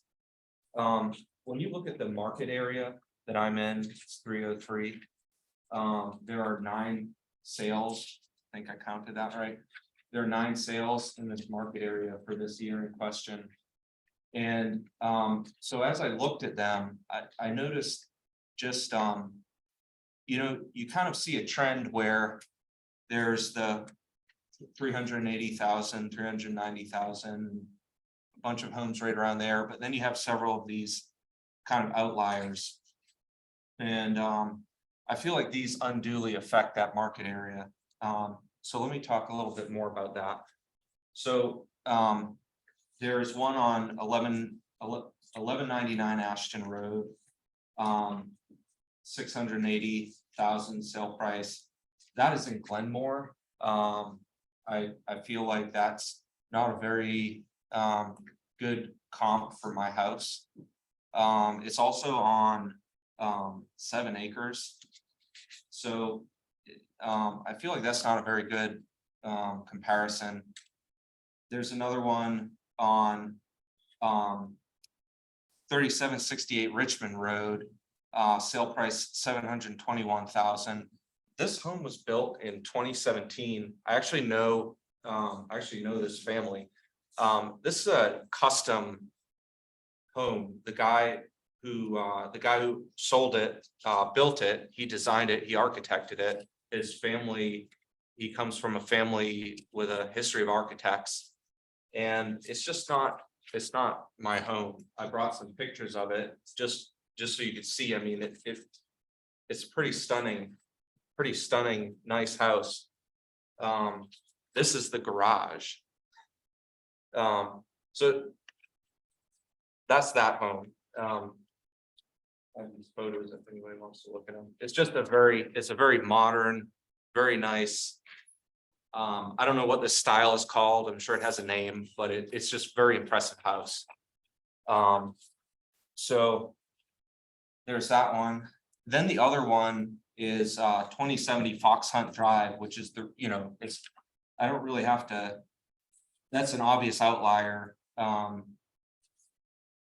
21 acres, 5,600 square foot house, $1.5 million sale price. So that's what's in the market area.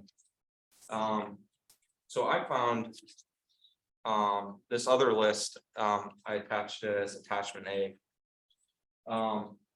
These are much more comparable to my property, and I'm not in Glenmore. If you go like right up the street from my house, there's a bunch of trailers.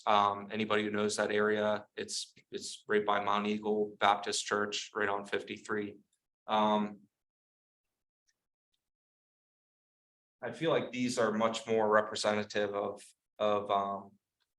as far as comps to compare to the sale price for my house. So the next thing I'd like to mention is just the magnitude of the increase this year. It's going from an assessment of 444,000 to 545,000. That's a 22.5% increase. I know that in and of itself, it's not an argument.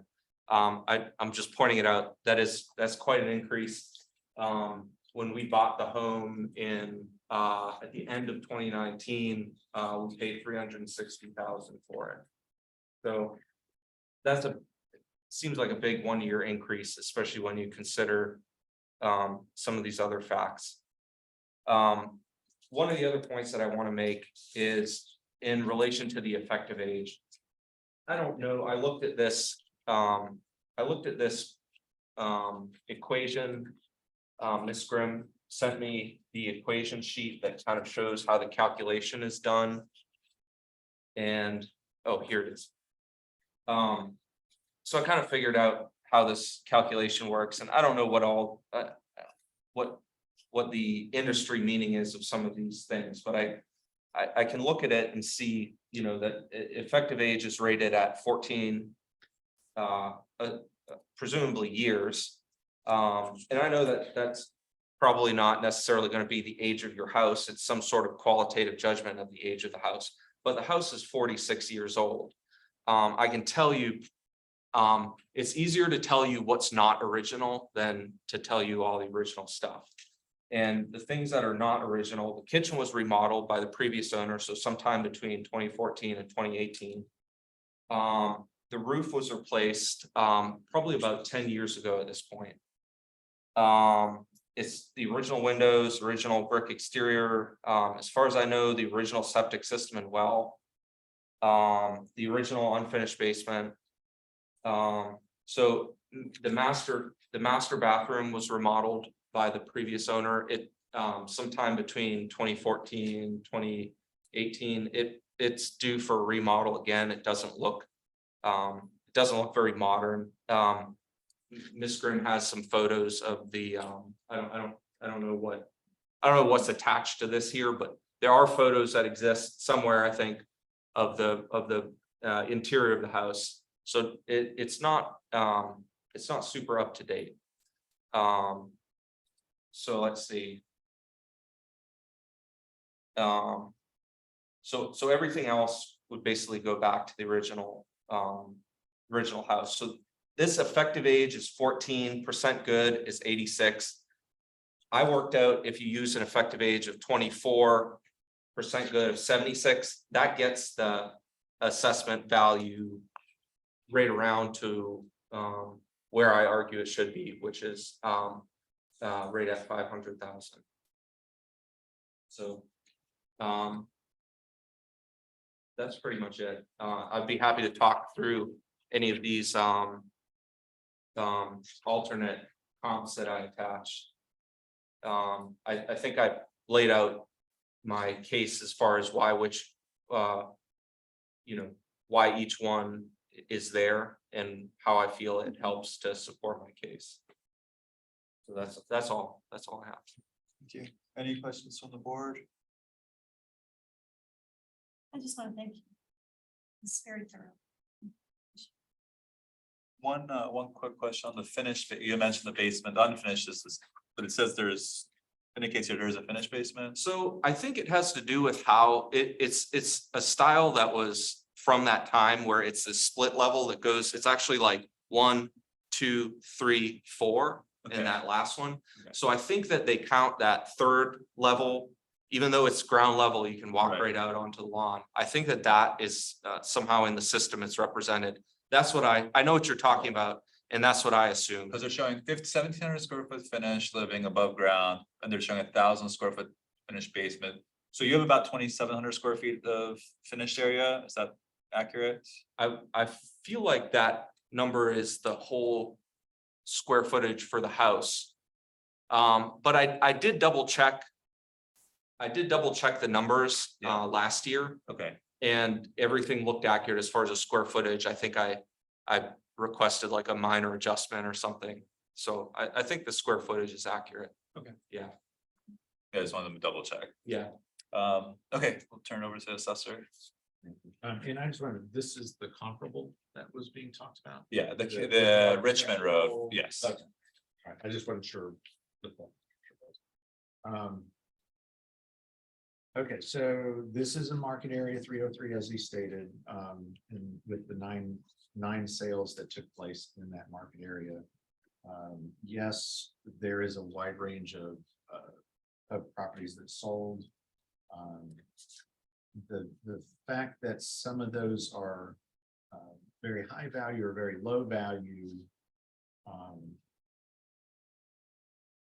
does not, this is not an average that we use, so that an outlier doesn't throw off the value of the neighbor, what we're considering the supporting our rates for the properties.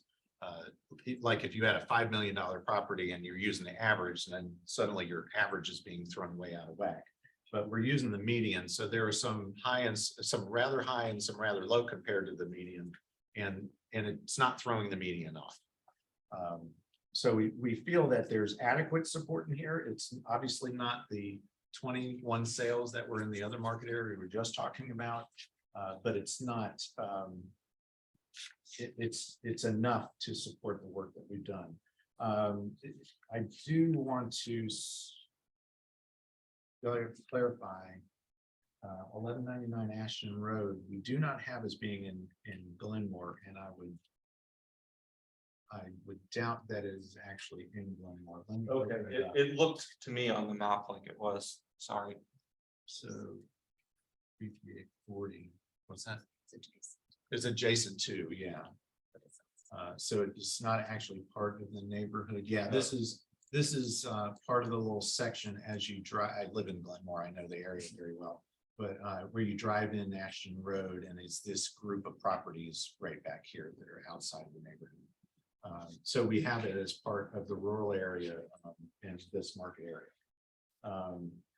So as you compare these different properties, we're looking at these differences between the properties.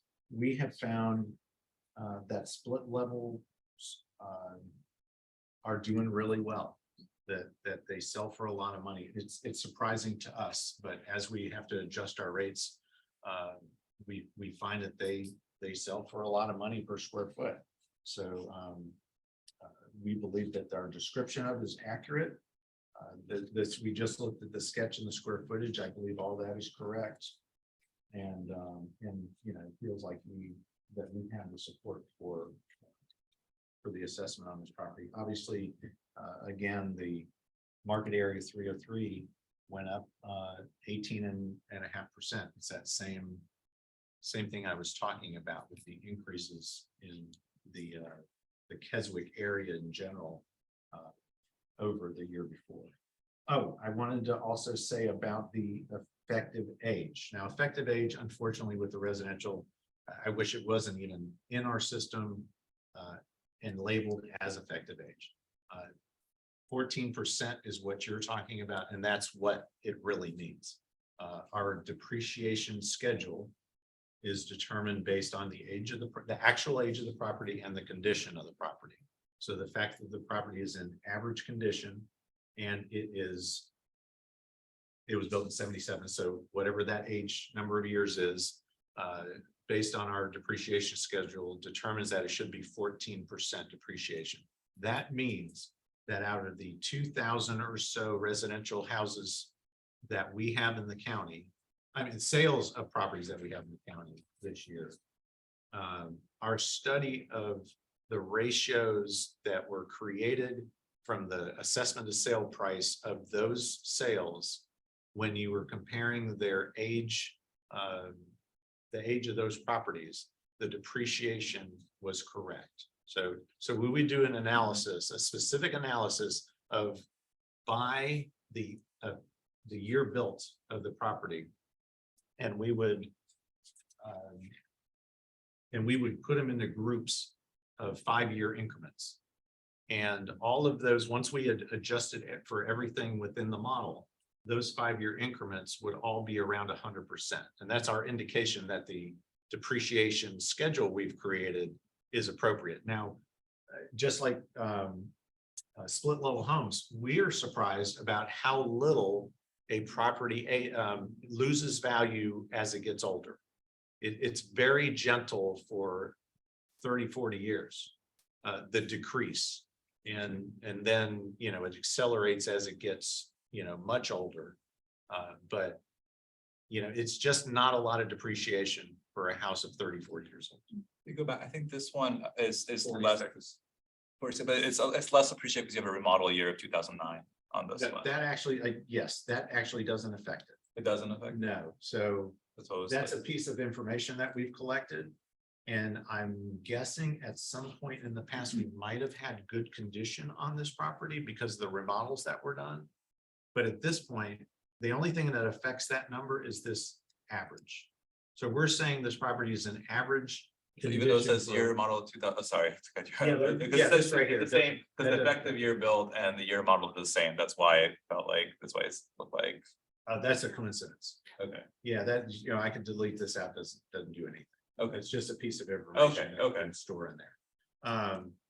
What would affect that effective year bill, or honestly, the percentage that we're using, that 14% that's being calculated there, is if we said that was in good condition based on enough remodeling to call it in good condition, then we would only have 6% depreciation.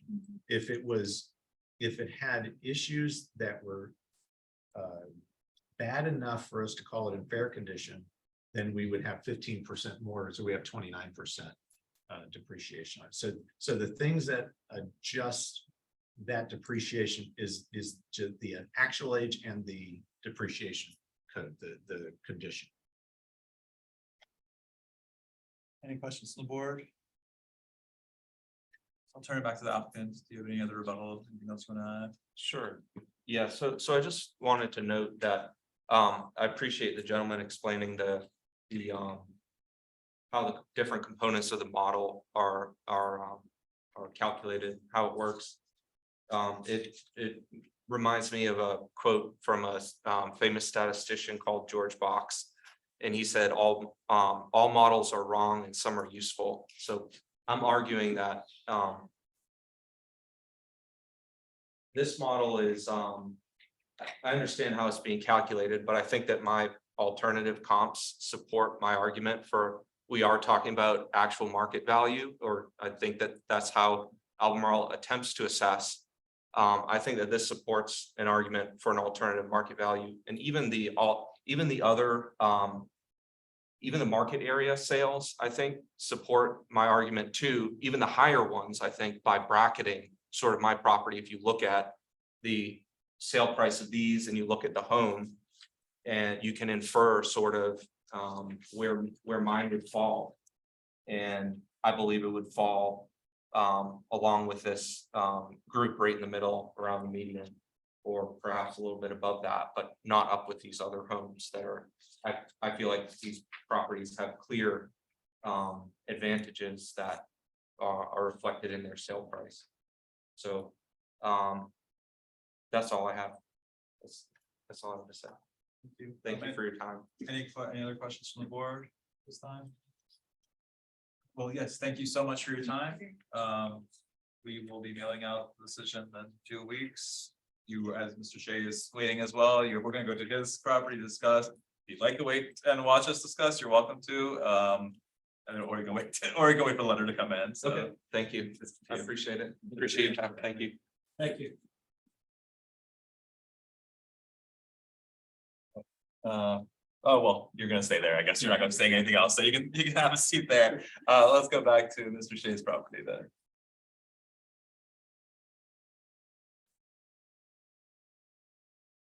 And if you want to give me those addresses, I'll look up. Yes, please. So, we had 2420 Minor Mill was the property, which was, Mr. Shea's saying that it was relatively, it was oversized, but it was not the recent sale. 2320 was the recent sale. So,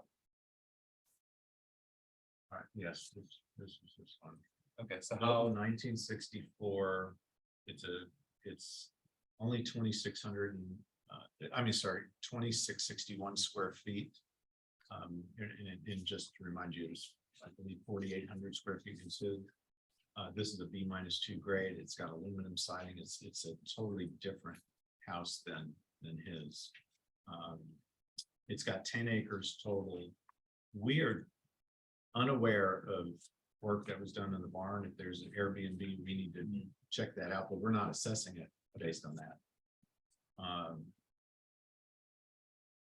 What else can I tell you? So that's where the discrepancy. Can you pull up the map on this? Oh, absolutely.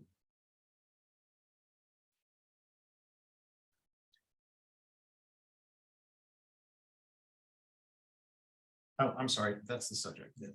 What is the 27493?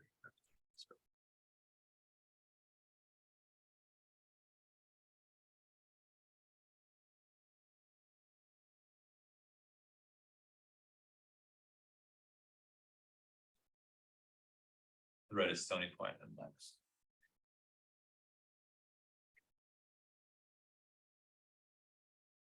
So this is just Okay, yeah, an inferior house, so the Right. assessment is lower. We would not expect his assessment to be lower than this house. 1,000 square feet basement. And only 750 square feet. okay, so the 2661, but they're not valuing that, the Right. shed, which I guess is finished now for the barn.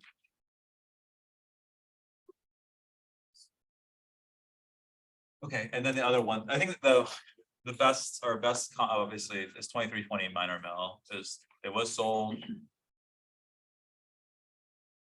Close to the time of this property. At the 2320.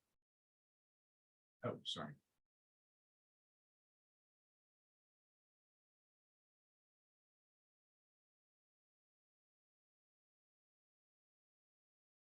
It's up early, it's 5 acres. We have it as a B grade, 3,776, so it's about 1,100 square feet smaller, no basement. The 2 full baths correct on that one? 2 full baths, 2 full baths. So the extra has, but you have the assessment relatively close. So is that because of the 15% is not taken off?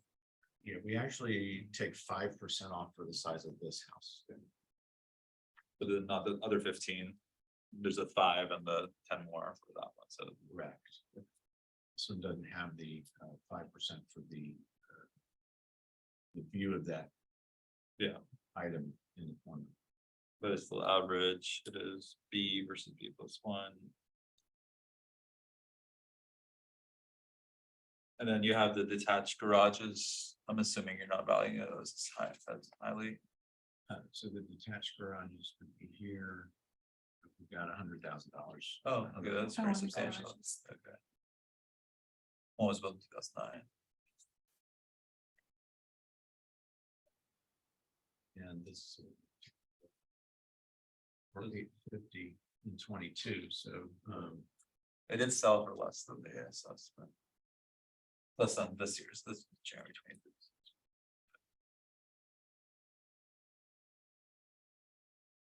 And then you have two other comparables here that you're using, the Riggery Ridge and Hammocks Gap.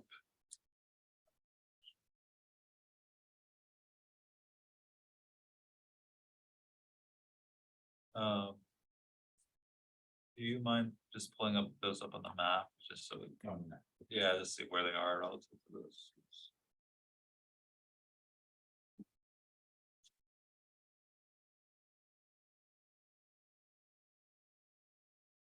The northeast, I guess. The Riggery Ridge is. Yeah. And this red bud down there, yeah. Yeah, okay, I see, minor mill down there, all the way at the bottom left. To the minor mill. Okay. Yeah. So this one sold 860, A minus 299, but it's much smaller house, 2,300 square feet. And then the Hammocks Gap.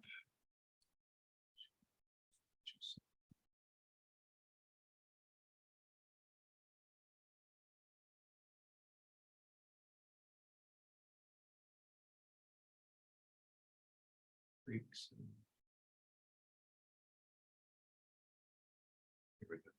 Minor mills over here, so it's just down. They're relatively close. That's 1984 view plus 2, so that one sold above. That's also smaller, right? 100 square feet small. It is, no, it sold for 1.05. But it's, No basement. I'm just curious if that's been remodeled or. No, It's a slightly higher grade, B+2 instead of B+1. You help me understand what the parameters were for the equalization data that's on the second, third page of the assessor's report. Did that all sales in 2022 only in the market area 202? Is that what you did? Or is there some further filter on that? This is the sales from 22 that took place in 22. Okay, Right. all sales. Yeah, and they're just sorted by their assessed. Yeah, I see. the Hammocks Gap property, they're just showing in the listing that there was an additional 12 acres next to it. That wasn't part of the sale, was it? Just going from memory, I believe that's sold separately. This one's separate.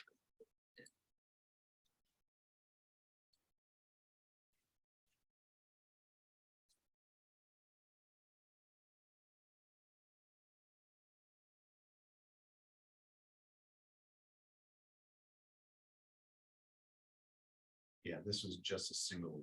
This is a single Parcel, parcel, so. okay. Anybody else have any comments or thoughts on this?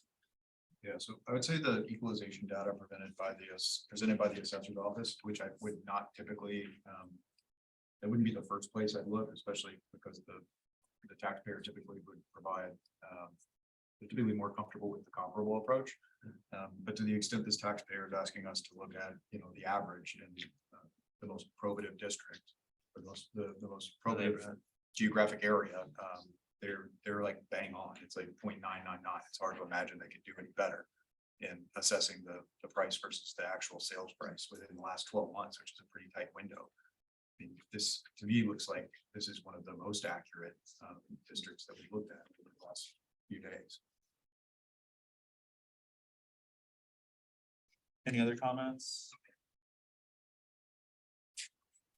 I want to make sure I'm clear on the minor mill road, we had $100,000 on those additional buildings.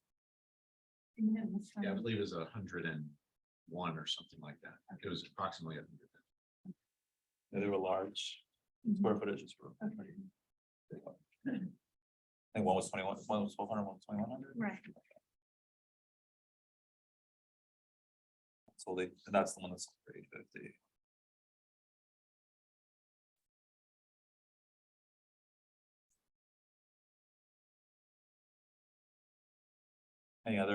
Anybody else having any thoughts? No, if we had like, we were disputing like grade or something like that, or you know, topography, views, you know, noise, anything. We don't have any of that. Do we have a motion then? I move to affirm the assessor's number on application number 60. Do we have a second? A second. All in favor? Aye. Aye. All right. Okay, sorry. That's just-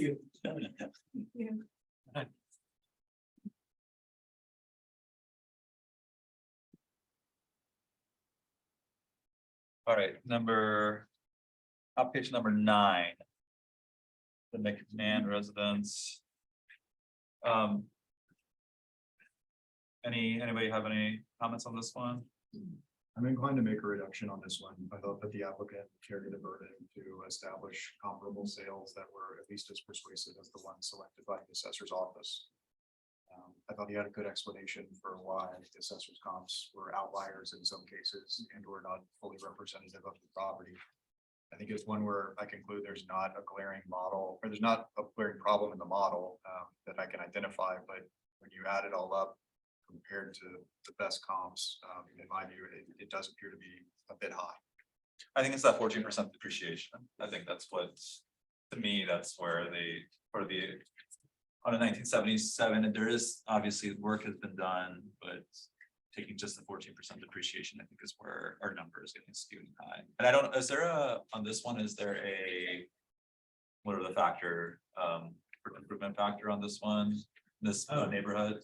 I wonder if that's what's maybe skewing it as well.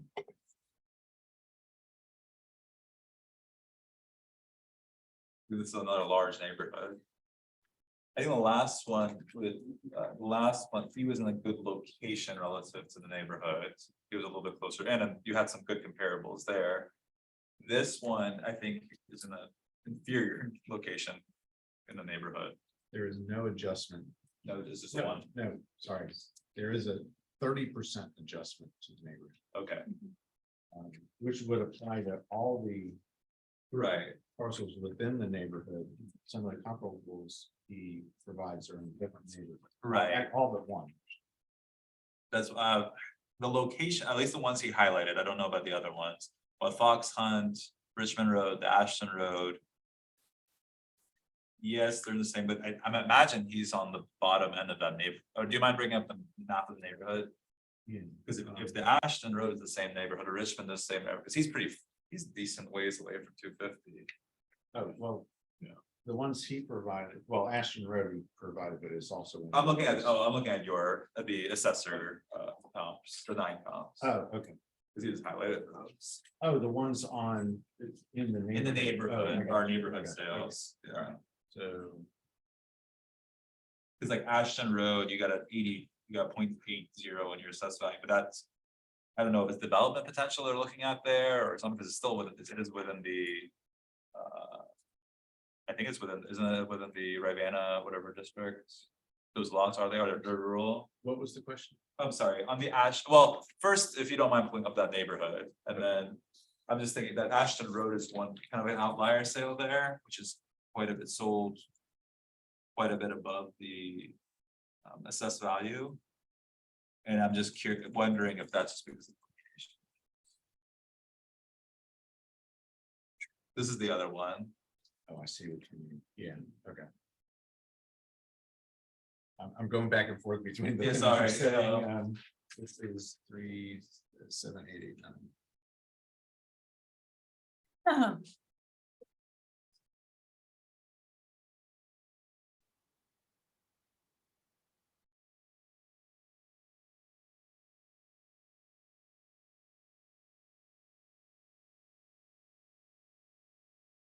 Okay, so 303 basically surrounds Glenmore Okay, and that goes down. and goes to the border.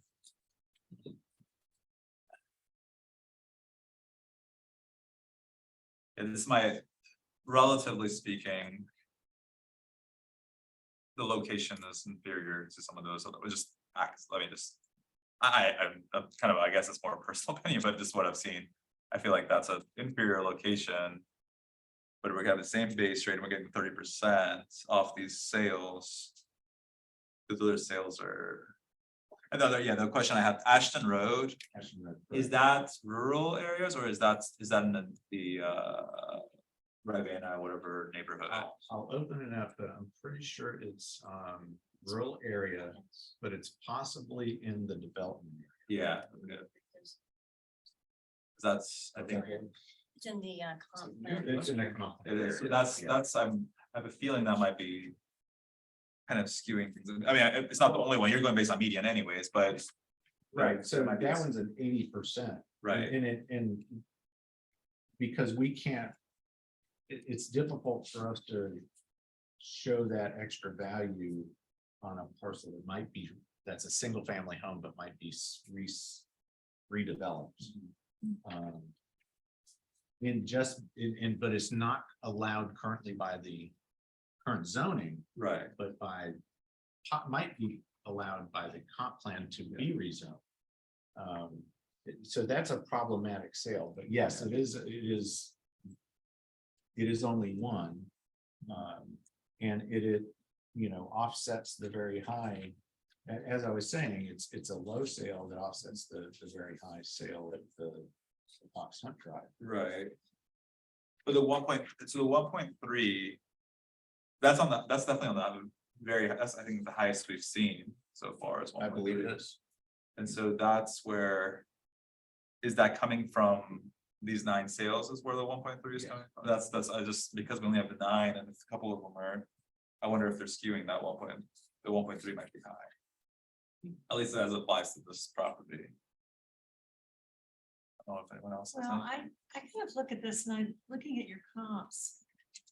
And I kind of disqualifying that contemporary, but looking at your comps 1, 2, and 3, they are much smaller. And I'm wondering if there's like a straight line extrapolation of like adjustment on per square foot. Because they're all 3-bedroom houses, this property is 1,700 square feet above grade with 1,000 square feet finished below.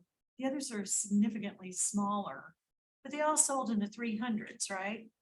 359, 380, 390. Then he's got, within the comparable sales that he supplied, particularly 2 and 4, they're not in the neighborhood, but their base rate is similar, right? That 115,000 is similar. Mhm. So if you look at the square footages, they sold at 466 and 480. They're similarly sized. So I'm just wondering if your model does a straight line extrapolation based on differences in square footage. And in this instance, does that unfairly penalize the subject property because it's so much bigger than those first 3 comparables that you used? Okay, so no, it's not a straight line Okay, for size. The size is a curve. okay, And part of the difficulty here is this is a split level. So one of the things we were trying to do in the assessor provided comps at the top Mhm. is to provide a split foyer and a split level, even Right. though they were smaller. right, With, the Ashton Road one, we're really comparing to the assessment, not the sale price. right. And that's similar to his.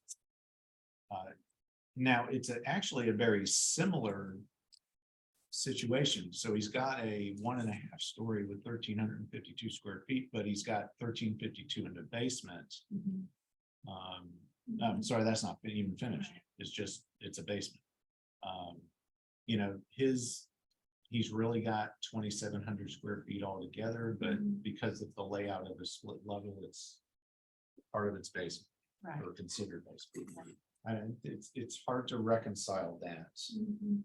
The other ones, like I said, there is a big difference between Chapel Hill, that shape is Chapel Hill, right?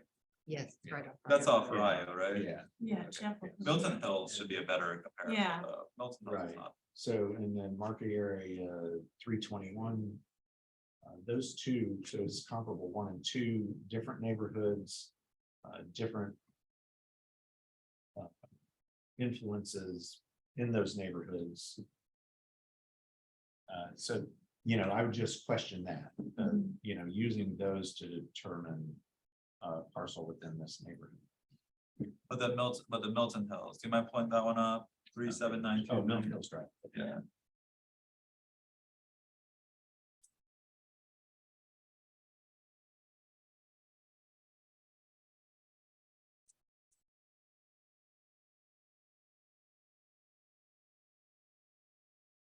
This one's pretty similar in, you know, this 1640 square feet above grade like his. 800 square feet finished in the basement, so he's got 1,053. And the assessment is, you know, 531 compared to his 545. The sale was 480 in September. Lights were over. And then where is that? You mind pulling it up on the map as well? Yes.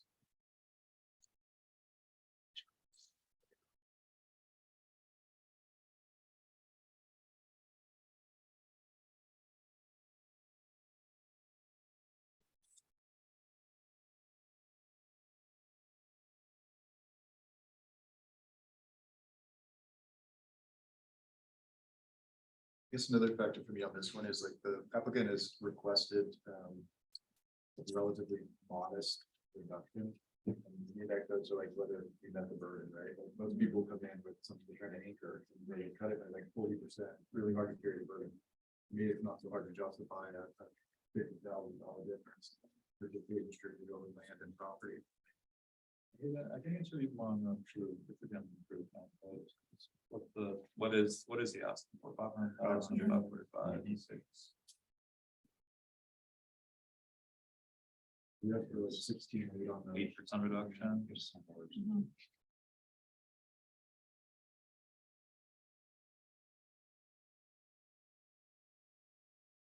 Well. That was the Milton Hills place, I think it's somewhat there, but that one sold for. Whatever percentage, a decent percentage, that's sold for 480. 3 full baths, very, I mean, it's very simple. That was a C plus one, same year built even. Right. If we are, I think it would be appropriate to reduce to 500. But what is our, like, how are we gonna get to that number? We don't usually just reduce the 5, we don't reduce the number they asked for, there's some factor. I still see it as, the factor I see that is that 1.3 adjustment that's being made. That and we've done that, I think in another appeal, at least one other one, is to counteract that 1.3. But I don't know how. On the. location. Yeah, I mean, I don't think we have to describe to the assessor's office how to make the adjustment in the model to get to the number. We just have to get to the number. No. You could just tell me a number. Right, but we've done that, I mean, I feel like gives us some, we don't have to. Well, sure, but ultimately they might want to change it. You know, they may want to start with something and say, really, it'd be better to do this. I'm sure they're constantly refining the models. For the most part, as long as we're, you know, it's it makes sense to us, you know, like Mr. Shays, we still have the adjustments that was put on there by the board 3 years ago or whatever it was. But like a 10% right now gets us 501,400. Yeah. I think having that and instead of going with 500, not that it's, I just feel like No, that's worth 10%. Are you gonna put it under economic obsolescence? Mhm. If you're talking about a neighborhood. Yeah. Offsetting the neighborhood adjustment, then I would put it I in think there. that makes sense. This I would not leave on there for Okay, the future. right. I guess the one benefit is just thinking about applying it in a way that you remember what it is the next time you look at it. It seems like you guys do have. Yeah, no, record yeah, keeping on that. yeah, no, Yes. nothing else that I know. Yeah. Okay, so what would be the change in the improvement value?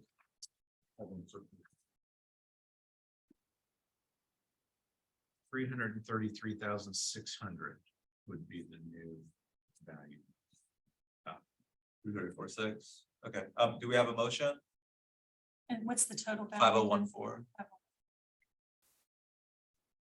I'd move to reduce the assessment on application number 9 or down to $501,000, $501,400. Do we have a second? Second. All in favor? Aye. Aye. Do we want to approve the July sixth meeting minutes real quick? Before we go? So those look good to me. While you guys were gone, I did ask, make one small change in the wording. It said something like we decided not to make a motion. Yeah, decided not to decide, and I asked them to change for everyone's approval to decline to decide for the timeless of the appeal. Or was it's not, is it staff? I don't know. I hear this, I have this. I think I'm like. one of the first- Somewhere at the bottom. I don't think it's at the end, it's in the middle. Do you remember what it was? Said number at the end of what number? It was right after 11, or right before 11. Hearing 11? No, item. Item 11. Oh. Or maybe I'm looking at the wrong one again. Maybe this one. This is 6. I think, wasn't it 7? Oh. 6. I could have sworn you put this right on the bottom of the page. Oh, here. Hearing number 8. So board consider request from Brown Littleton to accept the latest mission review. So this was a board decline. It still says, what was? That's what we wanted. Hold on. The board declined to make a decision on timeliness of the appeal. Okay. Do we have a motion to approve the minutes for July sixth? Yeah, I'll make the motion to. Do we have a second? July 6th. I'll second. All in favor? Aye. And then do we have a motion to adjourn? We haven't done July 7th yet, have we? Do we have July seventh? Yes. We did July I 12th. say yes, but I have not given it to you. Okay. But if you wouldn't mind. Did some wording have to be changed to July 7th? No. This, you just haven't seen it yet. Oh. It just got, typed up today.